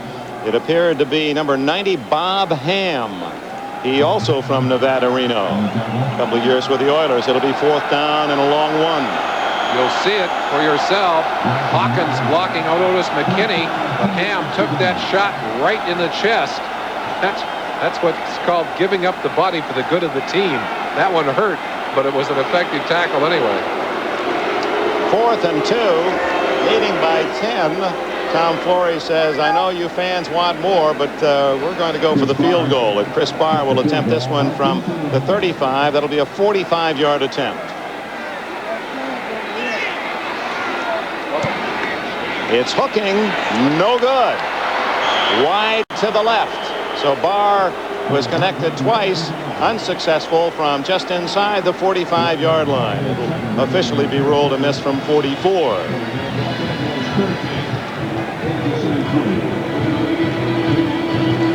Yeah, you know that he watched it pull out of there.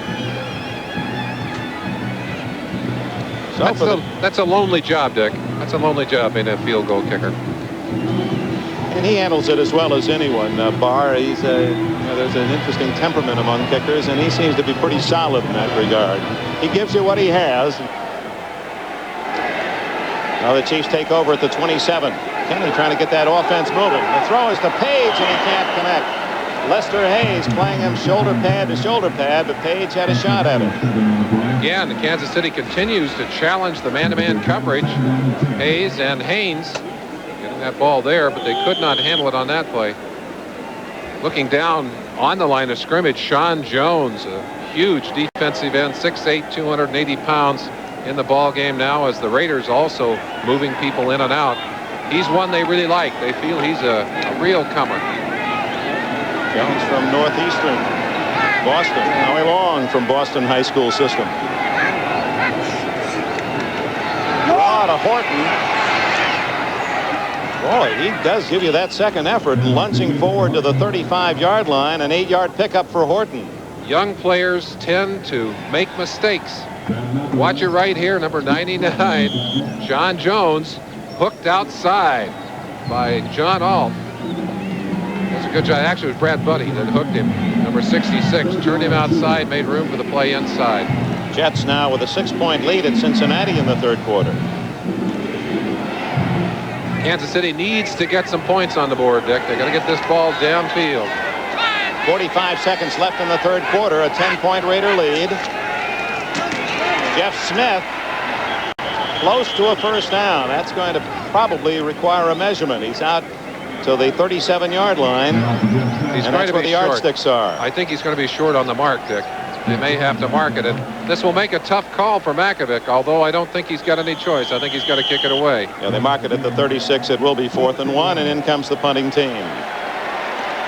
John Makovic. He started with a 6-10 record. Then last year moved up to 8-8, winning the last 3. He's off to a good start this year, 3-1. In fact, if the Chiefs win this year, 4-1 would be their best start in 15 seasons. Denver moving up on Houston 24-3, and a beautiful kick by Arnold. Walker back at the 9-yard line. Gets away. 20 and out of bounds at the 24. We'll be back after these messages from your local station. We go to the fourth quarter. 13-3, the Raiders lead. First 4 games of the year, the Chiefs led the NFL in takeaways, 18, a +8, tied with Dallas, while the Raiders typically are a -1. But it's been error-free the first 3 quarters today. Starting from the 24, Marcus Allen, and he is tuning up, starting to pick off the 5s and 10-yard gains instead of the 2s and 3s. This is exactly what you can't afford if you're on that Chiefs sideline. The thing you've got to be thinking now is control that Raider offense. Keep them deep in their own territory. Either take that ball away or force the quick punt. They need the football. Can't score without the football. Makovic exhorting his defense. Let's go. Let's get that football. Let's shut them down. 10 yards for Allen and a first down. Ooh. Allen caught in the backfield, knifing through as Gary Spaney to dump him for a loss. Let's go to NFL 85. Dick, at Cincinnati, the Jets were looking for 6 here, but they settled for 2. Louis Breeden goes from the sublime to the ridiculous in the blink of an eye. The interception, but it's not his momentum that carried him in, say the officials. Too many steps. Wesley Walker tackles him for a safety. Boy, that'll be a New York Jets trivia question. Wesley Walker with a safety? I figured that one out. Here it's 13-3. The Raiders with the ball in the lead, 2nd down and 12. Great time for Wilson. And double coverage that time on Dokie Williams. Kevin Ross was there and had help from Deron Cherry. Outstanding man-to-man coverage on the speedy Dokie Williams by number 31, Kevin Ross, who has to sing by the actions of the receiver. The lift of the hands, the eyes. Watch him right here. He just spun around. Not able to touch that football, but tight enough on Dokie Williams that there was no chance for Dokie to get his mitts on it either. Now Ross, remember last year, went 71 yards for a touchdown as a rookie against the Raiders with an interception. 3rd and 12. Allen to the 40, and will be short of the first down at the 41. Deron Cherry, one of the many tacklers to stop Marcus Allen, and in comes Ray Guy and the Raider punting team. I'm sure that Mark Wilson has some ambivalent feelings toward these Kansas City Chiefs. It was against the Chiefs 2 years ago that he tore up his shoulder and lost his starting job to Jim Plunkett, who then came back in and led his team on to the Super Bowl. Wilson holding up today despite that painful and swelled ankle. It's 13-3, and the Chiefs will get the ball with 13 minutes left in the fourth quarter. Garcia Lane back at the 15, the rookie from Ohio State. 10-man rush. They just do miss blocking that one. They force Guy to angle it poorly to avoid the block, and that's going to go out of bounds around the 30 all the way to the 31-yard line. So the Chiefs take over at that spot. 12 minutes, 48 seconds left. It's Cushion Day at the Coliseum in Los Angeles. There's a young fan with her gift from the Raider management. Is the cushion big enough for Los Angeles? They lead 13-3. Chiefs with the ball after the 28-yard punt, and Kenny going deep for a change, and he's got his man out of bounds, Henry Marshall. And does he take a licking? Tom Flores took the hardest hit on the sideline. The Raider head coach absolutely decked on that play as Henry Marshall leveled him coming out of bounds. I don't think Henry saw him, and you see a smile on his face. Let's watch the end of that play and watch Tom Flores take a shot right here. That's Mike Haynes pushing him, and I don't think Marshall would have hit him without that shove. Tom Flores. Ouch. Well, Wesley Walker has a safety, and Flores has a hip. First down, Kansas City at the 47. It's the best field position Kenny's had since the first quarter. He eludes the blitz. Not all the way, however. And the Raiders have a half-dozen sacks. Let's go to NFL 85. Dick, the Oilers trail at Denver 24-10 in the third, but this play is certain to make their highlight film. Warren Moon to the former Giant Butch Woolfolk, and he takes off on a run that would do Gale Sayers proud, shedding tacklers, sidestepping guys, bouncing off 2 more, and into the end zone for a 67-yard score. No such exciting runs or passes today. It's really been a game without the spectacular offensively. Defense, however, with Rod Martin getting another sack, 6 for the Raiders, and Bill Kenny has a 2nd down and 19. Down the middle he goes to Arnold, almost intercepted, and that would have been the first turnover of the game. Lester Hayes looking for his 35th career interception. Dick, several things that we could see happening in this game. With that kind of lead, the Raiders able to gamble a little more on defense, and they've stepped out of character a little bit. They're coming with the blitz out in the middle of the field. Usually they like to blitz when you get down close to the goal line, but they've realized that they can get to Kenny. They can force him to make a couple of bad throws, perhaps take the ball away. And of course, they've been able to sack him today. They haven't been giving him much time to throw the football.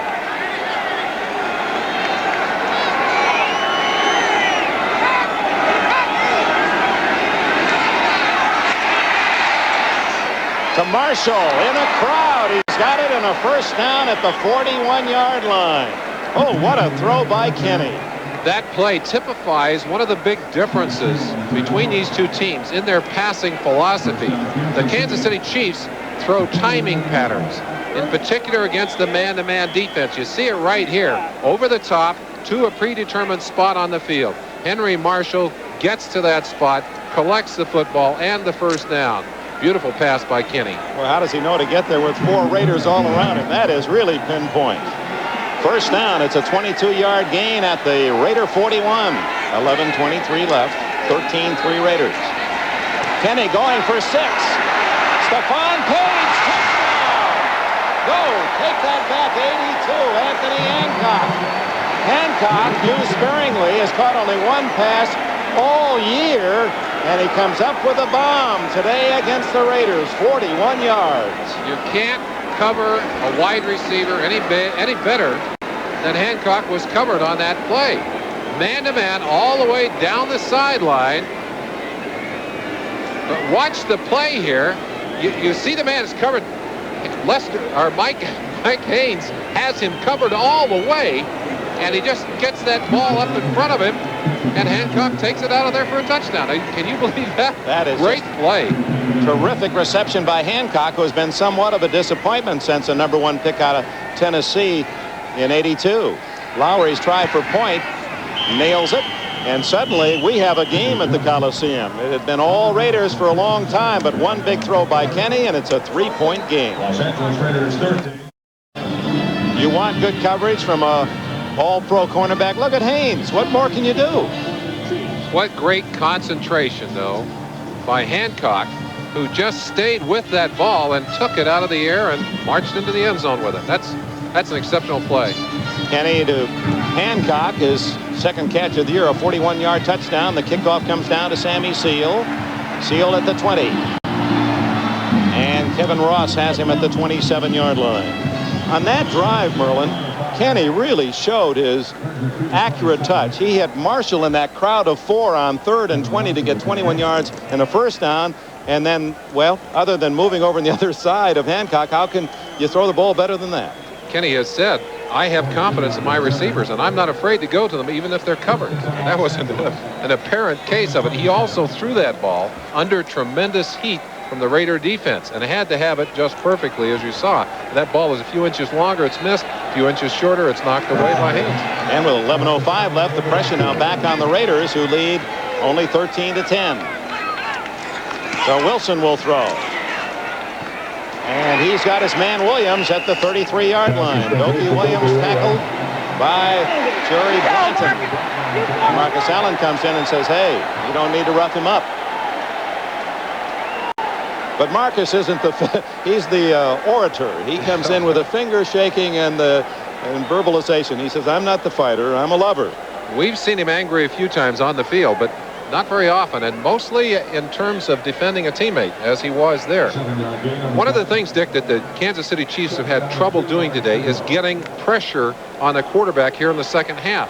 Wilson, of course, using the running game to keep that heat down. There's the last part of that play. You saw Marcus going in to defend Dopey Williams. 2nd and 3. Allen with a carry and a first down and more. 40 and not to bounds. He goes at the 45-yard line. Sherman Cockcroft made the tackle.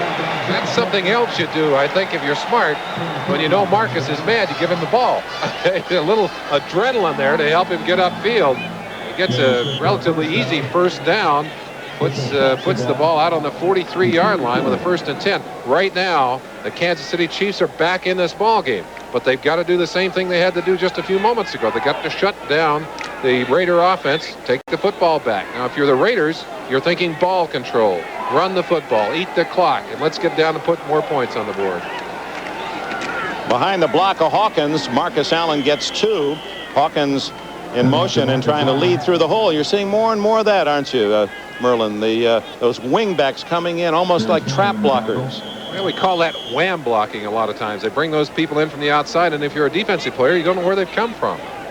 So the score in Denver as the Broncos leading handily over the Houston Oilers. So much of what you do, you read keys in front of you as a defensive lineman or as a linebacker, and when someone comes from a strange position, it's hard to read that. 2nd and 8. Oh, very nearly an interception, but it's a fine catch as Spaney close to picking that one off. It appears to be Todd Christensen. It is Christensen with that 46. He says, I like to wear 46. He said, when the secondary sees me, I'm just what's a 46? Just a slow guy coming in there. Yeah, you feel like you're in the backfield with quarterback Mark Wilson. Put some good heat on that ball, got it inside, and that ball had to be perfectly thrown. Gary Spaney had excellent position on Todd Christensen, but the ball well enough thrown and comfortably cradled in Christensen's arms. Nothing you could do about it. It's interesting that Mike Ditka wanted to shift Christensen to a tight end when he was with the Cowboys, but Todd resisted. He wanted to be a running back. Over the middle again, Dokie Williams pays the price, but it's another first down at the 42. Dokie Williams, his name becoming a bigger and bigger recognized factor with this Raider offense. Stepping across the middle here. We mentioned his courage a little earlier. Well, I tell you, for a guy that size to just lay it in there and say, hey, go ahead and hit me, I'm going to catch the ball. You've got to have courage to do that. Oh, the Raiders on the drive, leading 13-10. Marcus Allen right into the arms of number 50 Calvin Daniels and 57 Jerry Blanton. Tonight, Punky Brewster. Punky and Sherry start a babysitting business. Silver Spoon's next. Its mother returns penniless. Will Edward offer her a job? And don't miss the exciting adventure, amazing stories from executive producer Steven Spielberg and then Alfred Hitchcock. And to cap it all off, the long, hot summer miniseries. Don Johnson, Sybil Shepherd, Jason Robards, Ava Gardner. What a cast.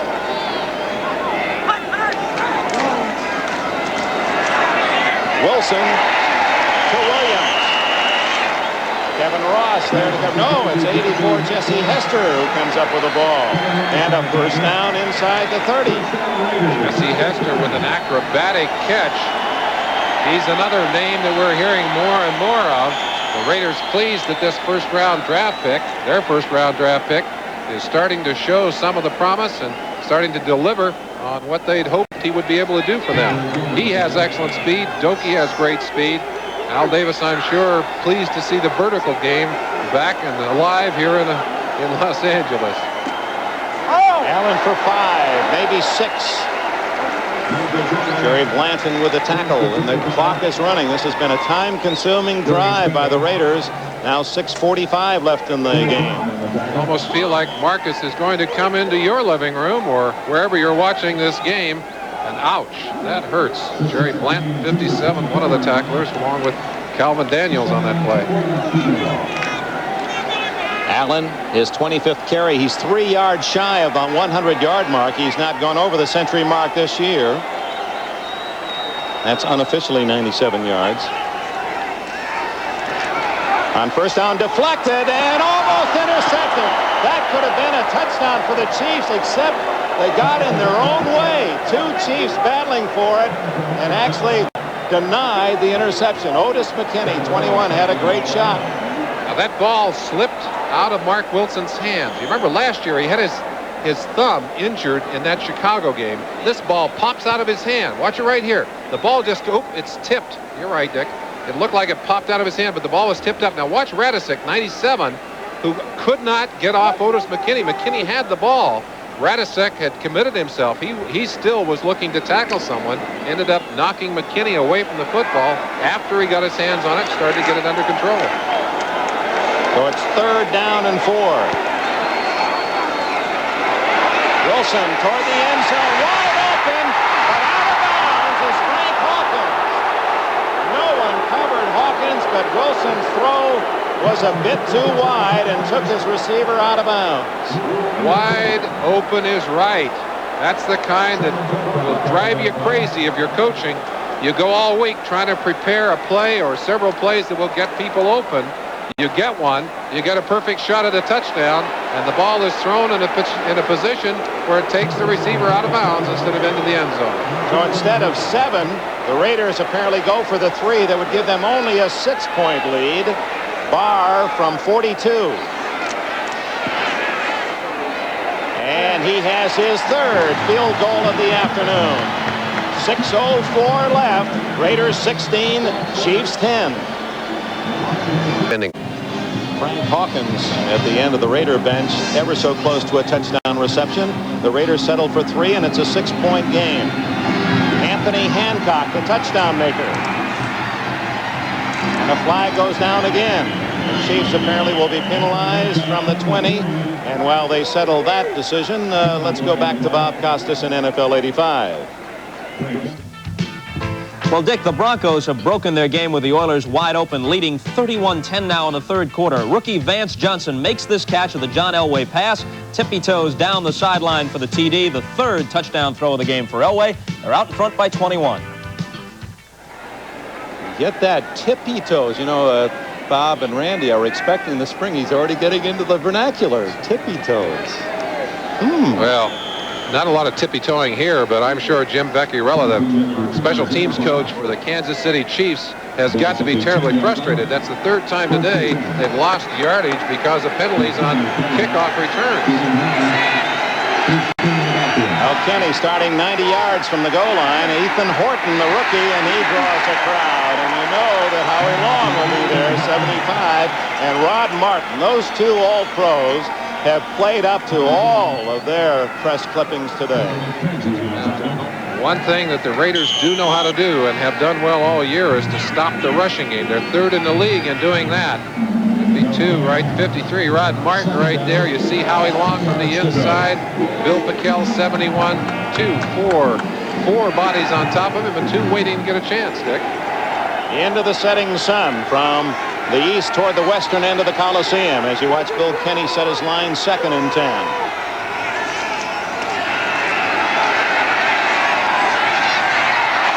Incomplete, or does he have it? It's a catch. Oh my, Stephen Page. What a reception. And there again, Lester Hayes was all over him. Perfect coverage. Watch this acrobatic catch. The football controlled right there. Woo. Now he's got to have part of his body inside and downing that ball. He obviously has control of the ball, but did he land out of bounds? Can't really see from our angle. The official, who's looking right down the line, feeling that his thighs had touched inbounds before his elbows touched out of bounds. A 16-yard play and a big 1st down out to the 25 with 5 minutes remaining in the game, and the Chiefs trailing by 6. Kenny going deep and too long for Henry Marshall. Boy, they continue to challenge. We talked about it all through the game. They have gone after Lester Hayes and Mike Haynes all day long. Sometimes they're able to get inside and over the top of great coverage. They just have continued to hammer all day long on them. Talking to Lester Hayes yesterday at the Raider practice, he says, Dick, I can't believe it. He says that it's just like Dan Marino, this Bill Kenny. We have perfect coverage on a guy, and he'll force the ball in there. I can hear the ball going by my helmet. I think I've got him stopped, and they make the catch. Well, for a long time, I think teams just conceded those outside paths to those 2 cornerbacks. Not any longer. They're going after him. 2nd and 10. Good protection this time. Open man, Page, and another circus catch. Stephon Page. Oh, What a reception, and Kenny, just as he was being hit, a flag is down. One of the things you don't want to see is one of those wide receivers on the ground because Carlos Carson is already injured. We've seen him just one play in the game. Page, who had 9 catches coming in. Personal foul, a 5-yard face mask penalty while the ball was in the air on 37 defense.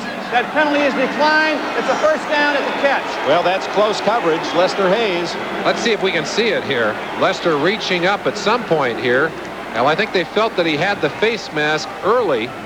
I don't believe he had it the second time. And there you see him. He's trying to maintain position on Stephon Page, but boy, I'll tell you, Page is a great athlete, giving him all the twists and turns in the book, just like a crooked highway down the mountain. Oh, well, they scouted Henry Ellard up at Fresno State, and finally the chief scout came back and said, hey, they've got another guy who can play. This Stephon Page. They picked him up as a free agent, and what a return. First down at the KC 49. Bruce King gets a block, and short yardage to the 48 of the Raiders, 3 yards on the play. McElroy made the tackle.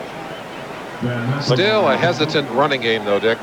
And it's a shame. And in a way, if Kansas City could do what they wanted to do and could establish that running game as a viable threat, then their passing attack would be so much more effective. But Makovic, who has a bright mind for creating the passing attack and the many options that will confuse you there, has just not been able to get the kind of power attack that he needs on the line of scrimmage to get those holes open. You saw Page campaigning with Makovic on the sidelines. He is the extrovert of that receiving corps for the Chiefs. Blitz. Kenny almost intercepted. In fact, Walt Arnold had to break it up from Stacy Turan. Turan, who had an interception and a touchdown in the opening game of the season against the Jets when he went 76 for a score. The Raiders have delightful names for their long yardage coverage. 5 defensive backs is Pirate, 6 is Bandit. They'd love to get them in there. Turan goes in on the 6th defensive back defense. Stays in there to cause some problems there. Carlos Carson in the game. He and Lester one-on-one on the far side.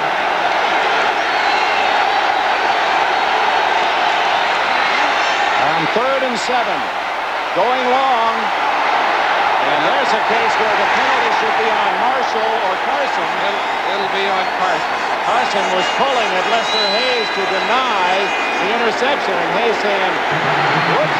Carson saying, hey, just doing my job. Hayes is mad. He wanted to purloin on the play.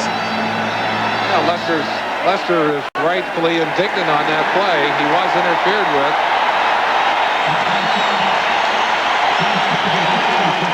Again, I think if Carlos Carson was healthy, you probably wouldn't see this penalty.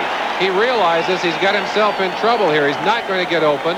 The ball had already been thrown. And he figured that Lester had a better shot than he did, so he just took a hold. Lester doing a little play acting there at the end of that thing. Decided he'd fall down, make it look a little bit better, but the flags had already been thrown. They, of course, declined the penalty to force the punt. Well, it's bad news to see Carson get the penalty for Kansas City fans. It's good news to see him in the game. That means that he's ready to go full bore probably at least next week, while he's been limited today. They've done a better job of covering these punts, Dick. Let's see if they can get down there again. Arnold's kick, high, dying spiral. Fulton Walker, fair catch at the 9-yard line. Oh, with 3:24 left. The ball in the hands of the Raiders. All the scores: Miami by 4, Cleveland by 4. A big win for the 49ers. They're 3-2. Atlanta still winless. The Bears keep Tampa Bay winless, and Chicago is 5-0 off the start. 43-10 Green Bay. Indianapolis wins a large margin over the Bills. 23-21 New Orleans now is 3-2 over Philadelphia. Seattle has opened up a 19-7 lead against Seattle fourth quarter. The Jets now leading 29-13. They're trying to go 4-1 since losing their opener here to the Raiders. Denver 31-13 lead over Houston, and the Rams lead is 3 over Minnesota in the fourth. You're up to date here at 16-10. Marcus Allen has a first down. Finally knocked out of bounds at the 25. Allen's biggest day of the season, well over the 100-yard mark. It's apparent and wise for the Raiders. They simply would like to run out the clock now. They've got their lead on the board. They want to keep the football away from Kansas City. The best way, give it to Marcus Allen. Let him eat the clock with the running game. Good job here of getting upfield, picking the space, finally laying down on the job, but not till he picked up a sizable gain in the first down. 16 yards to give him 118 for the day and over 400 yards on the season. Frank Hawkins, a change in number by Mark Wilson, and he draws 5 or 6 Chiefs to the ball. Mike Bell leading that cavalry. You can put yourself in the mind of the Raiders sideline right now. The one thing they don't want to do is to see that ball loose on the ground or intercepted. We can expect them, as long as it's working, to run the football or throw a high percentage pass. On the opposite sideline, they've got to be thinking strip the ball. Get that ball away, knock it loose, try and get a fumble, try and force an interception. Also thinking about using the timeouts. Kansas City has all 3. Clock running down to 2:38 left in the game. They're going to stay on the ground to chew up the clock, and it's Marcus Allen out to the 34. He'll be a yard shy of a first down. Ken Jolly makes the tackle, and there is one of the timeouts exercised with 2:28 left. Brings up a big third down situation short of the first, and I wonder if they don't make it on this third down, what Flores would do. I think he would have to kick it away. Certainly wants to put as much green between Kansas City's offense and their end zone as possible. Well, while this crowd of 55,133, that's in attendance, they had 61,000 plus tickets sold. We'd like to remind you the crowds will be large and enthusiastic as we start the drive toward the World Series. The championship series will begin on Tuesday night here on NBC. Join us from Toronto as the Royals and Blue Jays open the American League Series, and they will play on Wednesday afternoon game 2, while our coverage will follow both American and National Leagues on Wednesday night.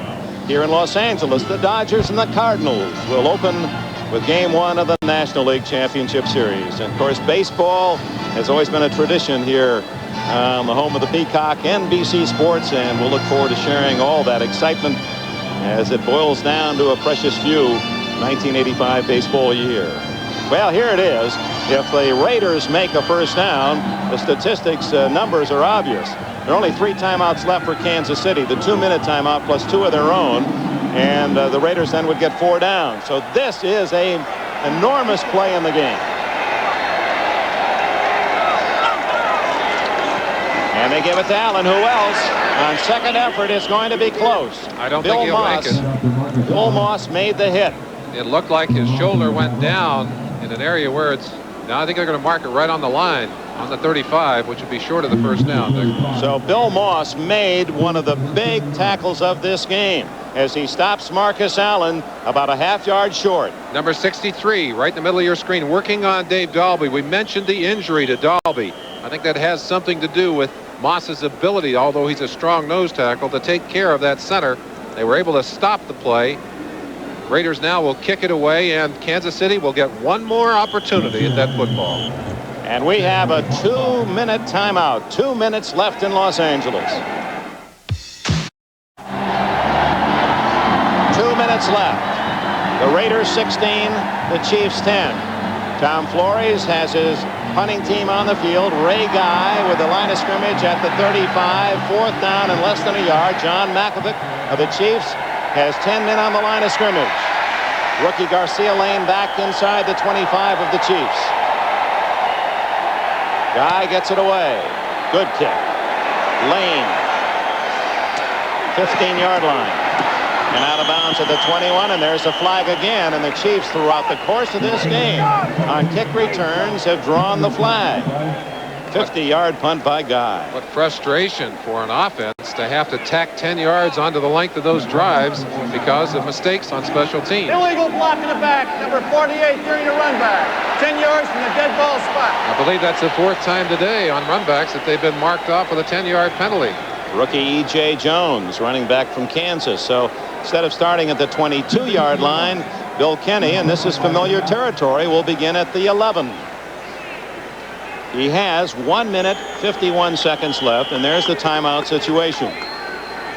That's certainly enough time with the timeouts to move downfield, but a field goal won't do it. A touchdown could win it. Oh, you'd like to have your starting tackles in there to protect you, wouldn't you? Now he's going to buy himself some extra time by working from the shotgun.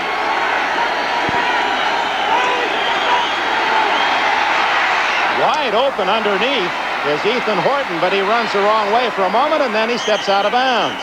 So he gave some ground to get some more, and Horton has been impressive here in the second half. He's made some big gains. 14 on that play. Horton showing you that long, loping style. James Davis, 45, the man he was working on, he stiff-armed him. Boy, he's got long arms, too, and got out of bounds, which is very important to stop that clock. First down at the 26-yard line with 1:42 left. Carlos Carson is in the game. It's Page to the left, Carson to the right.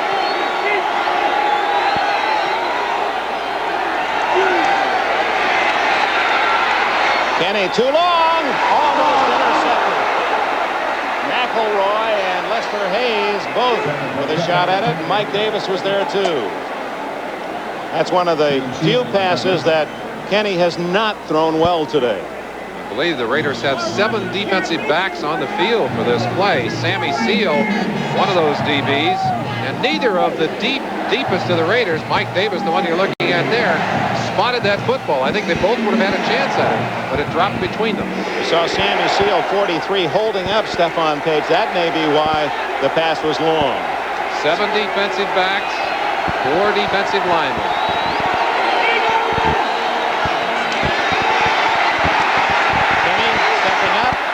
It's incomplete, broken up by Lester Hayes. Ethan Horton was well, you said they have the Pirate for 5 backs and a Bandit is 6. What is this, a crime bust? 7 defensive backs. Crunch them. Lester Hayes doing a good job of covering on that last play, and tremendous pressure on Kenny. Howie Long and Bill Pickel, 75 and 71. Right now, Kenny is coming up to a crucial 3rd down situation, although this is 4 down time in the ballgame. You don't kick it away here. 1 minute, 32 seconds left, 3rd and 10. With a 16-10 lead for the Raiders, and the Chiefs trying to challenge from their 26.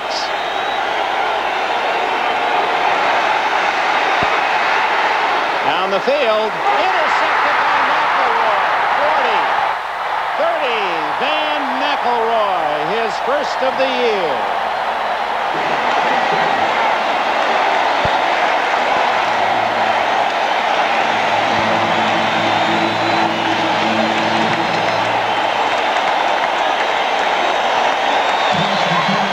You see it quickly in those pictures. The joy and the pain. Let's watch the play from beginning to end. Stephon Page, 83 inside, Carlos Carson outside. He's trying to get it to Page, but there's the pickoff. Beautiful timing. McElroy read it all the way. Just timed his move across in front of the receiver, stripped the ball away, and for all intents and purposes, ends the chance for the Kansas City Chiefs, and all of a sudden we got the air full of cushions, Dick. Yeah. They're throwing their cushions, their souvenirs. And now they'll just try to wrap up the game. Force the Chiefs to use another timeout, and now they have but 1 remaining with 1:11 left. And that gives us a chance to share these important words with you. You can manage your business. Bill Kenny under pressure. Kenny gets that pass off under a lot of heat. Watch McElroy slicing across right in front to take it away. And they're running the football. Derek Jensen gets it. Obviously, they just want to kill that clock off, Dick. There's the last timeout used by Kansas City with 1:04 left. We want to acknowledge those who have led the way here this afternoon in our coverage as McElroy and Davis celebrate. The executive producer of NBC Sports is Michael Weissman. Coordinating producer, NBC Football, Ted Nathanson. Telecast of today's game has been produced by George Finkel, directed by Dick Klein. NFL 85 produced by John J. Filippelli. NFL 85 directed by Bucky Gunst. Technical director Ray Figelski. NFL 85 technical director Salvatore Nagita. Final, the Rams go 5-0. So both the Bears and the Rams remain perfect, 5-0 in 1985. Got to be a frustrating day for John Mackovic. I know he feels it, and you can sense a much greater confidence in this Kansas City team. They're a better football team than they were last year. He really has this building program to where it's paying giant dividends. But they are on the verge of losing another game on natural turf. Means they've only won one on natural turf since he came into Kansas City, and they're about to lose to an arch rival in their own division, something they would like to have avoided today. And they have to go back to a natural turf field next week when they play at San Diego. The Raiders will be home versus New Orleans. But they get San Diego without Fouts. That's one of the luck of the draw kind of thing. 3rd and 4, Marcus Allen. He doesn't get the first down at the 24, but now the clock will run. No way for Kansas City to stop it. 55, 54, ticks away. And when they mark it, there'll be 30 seconds. So there'll be 18 seconds when they have to snap the ball. And then if they don't make the first down, the Chiefs would get the ball with a couple of seconds left. In comes a Barr, but would you risk a field goal that could be blocked and taken the other way? Ask Jerry Faust at Notre Dame what can happen when you try a field goal attempt, as the Air Force beat him with a blocked field goal yesterday. Well, they're interesting decisions. You know that if you run the football, you're going to leave time for at least one play, possibly two plays. We might see something besides a kick here, Dick. We might see them just take the ball out of kick formation and run with it. That would be a good guess, because in that case you're running some time off the clock. You're not risking a blocked field goal, and indeed you may get the first down, and then all you have to do is take one snap from center. It's over, or it might be even over on the play. And of course, who are you going to snap it to? Mark Wilson is ordinarily the holder with that bad ankle. I don't think he's going to want to run around with it. I don't know if you want to trust your kicker Barr to run with it. You mean you want to go down and get it? We'll give it to you. Swivel hips Chris Barr? Are you kidding? Well, they may have to kick it out here. Let's see what happens. They've got the offense back on the field now. No, they don't. They've still got Barr out there. Barr, who is just one class away from his law degree. He has a property law class to follow. He said, will that help you negotiate with Al Davis? The lawyer, he said, nothing you learn outside football can help you with Al Davis. If this will be 41 yards, and it's not if, it's 3. Well, a vote of confidence for the kicking game. The Raiders put it through the uprights, and there's no question about who's going to win this game. 19-10 as Barr connects. He's had a good day. 4 for 5 for Chris Barr. You said earlier, he's really an honest count. He gives you what you expect. He doesn't disappoint you. He can't give you that real long bomb that Dick Lowry can, but Barr will get you most of the threes that you expect. Well, Mackovic could only watch on that kick, hoping, I'm sure, that the ball would be mishandled or somehow it could be blocked. It was not to be. So Barr today, 37, 25, 41, and 41-yard field goals. He missed only from 44. 15 seconds remain. It's academic now. Just kick it off and maybe one play for the Kansas City Chiefs. Oh, how things begin to tighten up in the AFC West.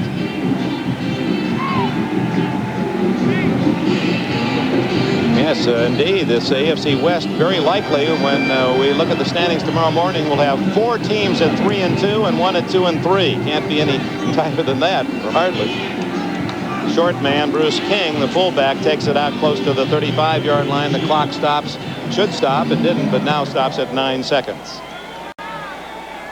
So Kenny, a play maybe 2 before the game comes to an end. And the fighter, Mackovic, by the way, it's interesting that he was talking yesterday about Brian Piccolo, who was a former Bear and a teammate at Wake Forest. He says he hears occasionally from Brian's brother and the daughter, Brian Piccolo, back at Wake Forest, where they both attended. Mackovic was the quarterback and Piccolo was his running back. I like him. I do think too. He's put together a good program, Dick. And it'll get better, don't you think? I think it'll get better. I think he'll continue to improve. Well, here's the 3 wide receivers to the right. There's Lester Hayes is on the Raider 25-yard line. He's waiting for the ball to come. He's got his eyes on it. He leaps, and he can't get it. Hayes knew exactly where the play was going. He was standing right down there on the 25. 1 second left and one more desperation attempt for Kenny. What a frustrating feeling, knowing that really you can't do anything to win this game. Look at Hayes now. He's drifting back now. The line of scrimmage is the 35 of Kansas City, and Lester right now wide. Now there he is down at the Raider 25. He figures, now I know Kenny can throw it about 60 yards. He's got it all worked out. he's going to come up to get the ball. Would you call that deep coverage? Usually he has to backpedal, and no way he has to backpedal on this one. 3 defensive linemen. They're just trying to contain things in there. This one is over.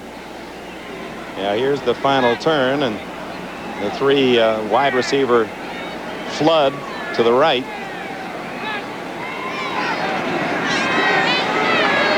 Oh, Kenny goes down the middle instead to Stephon Page.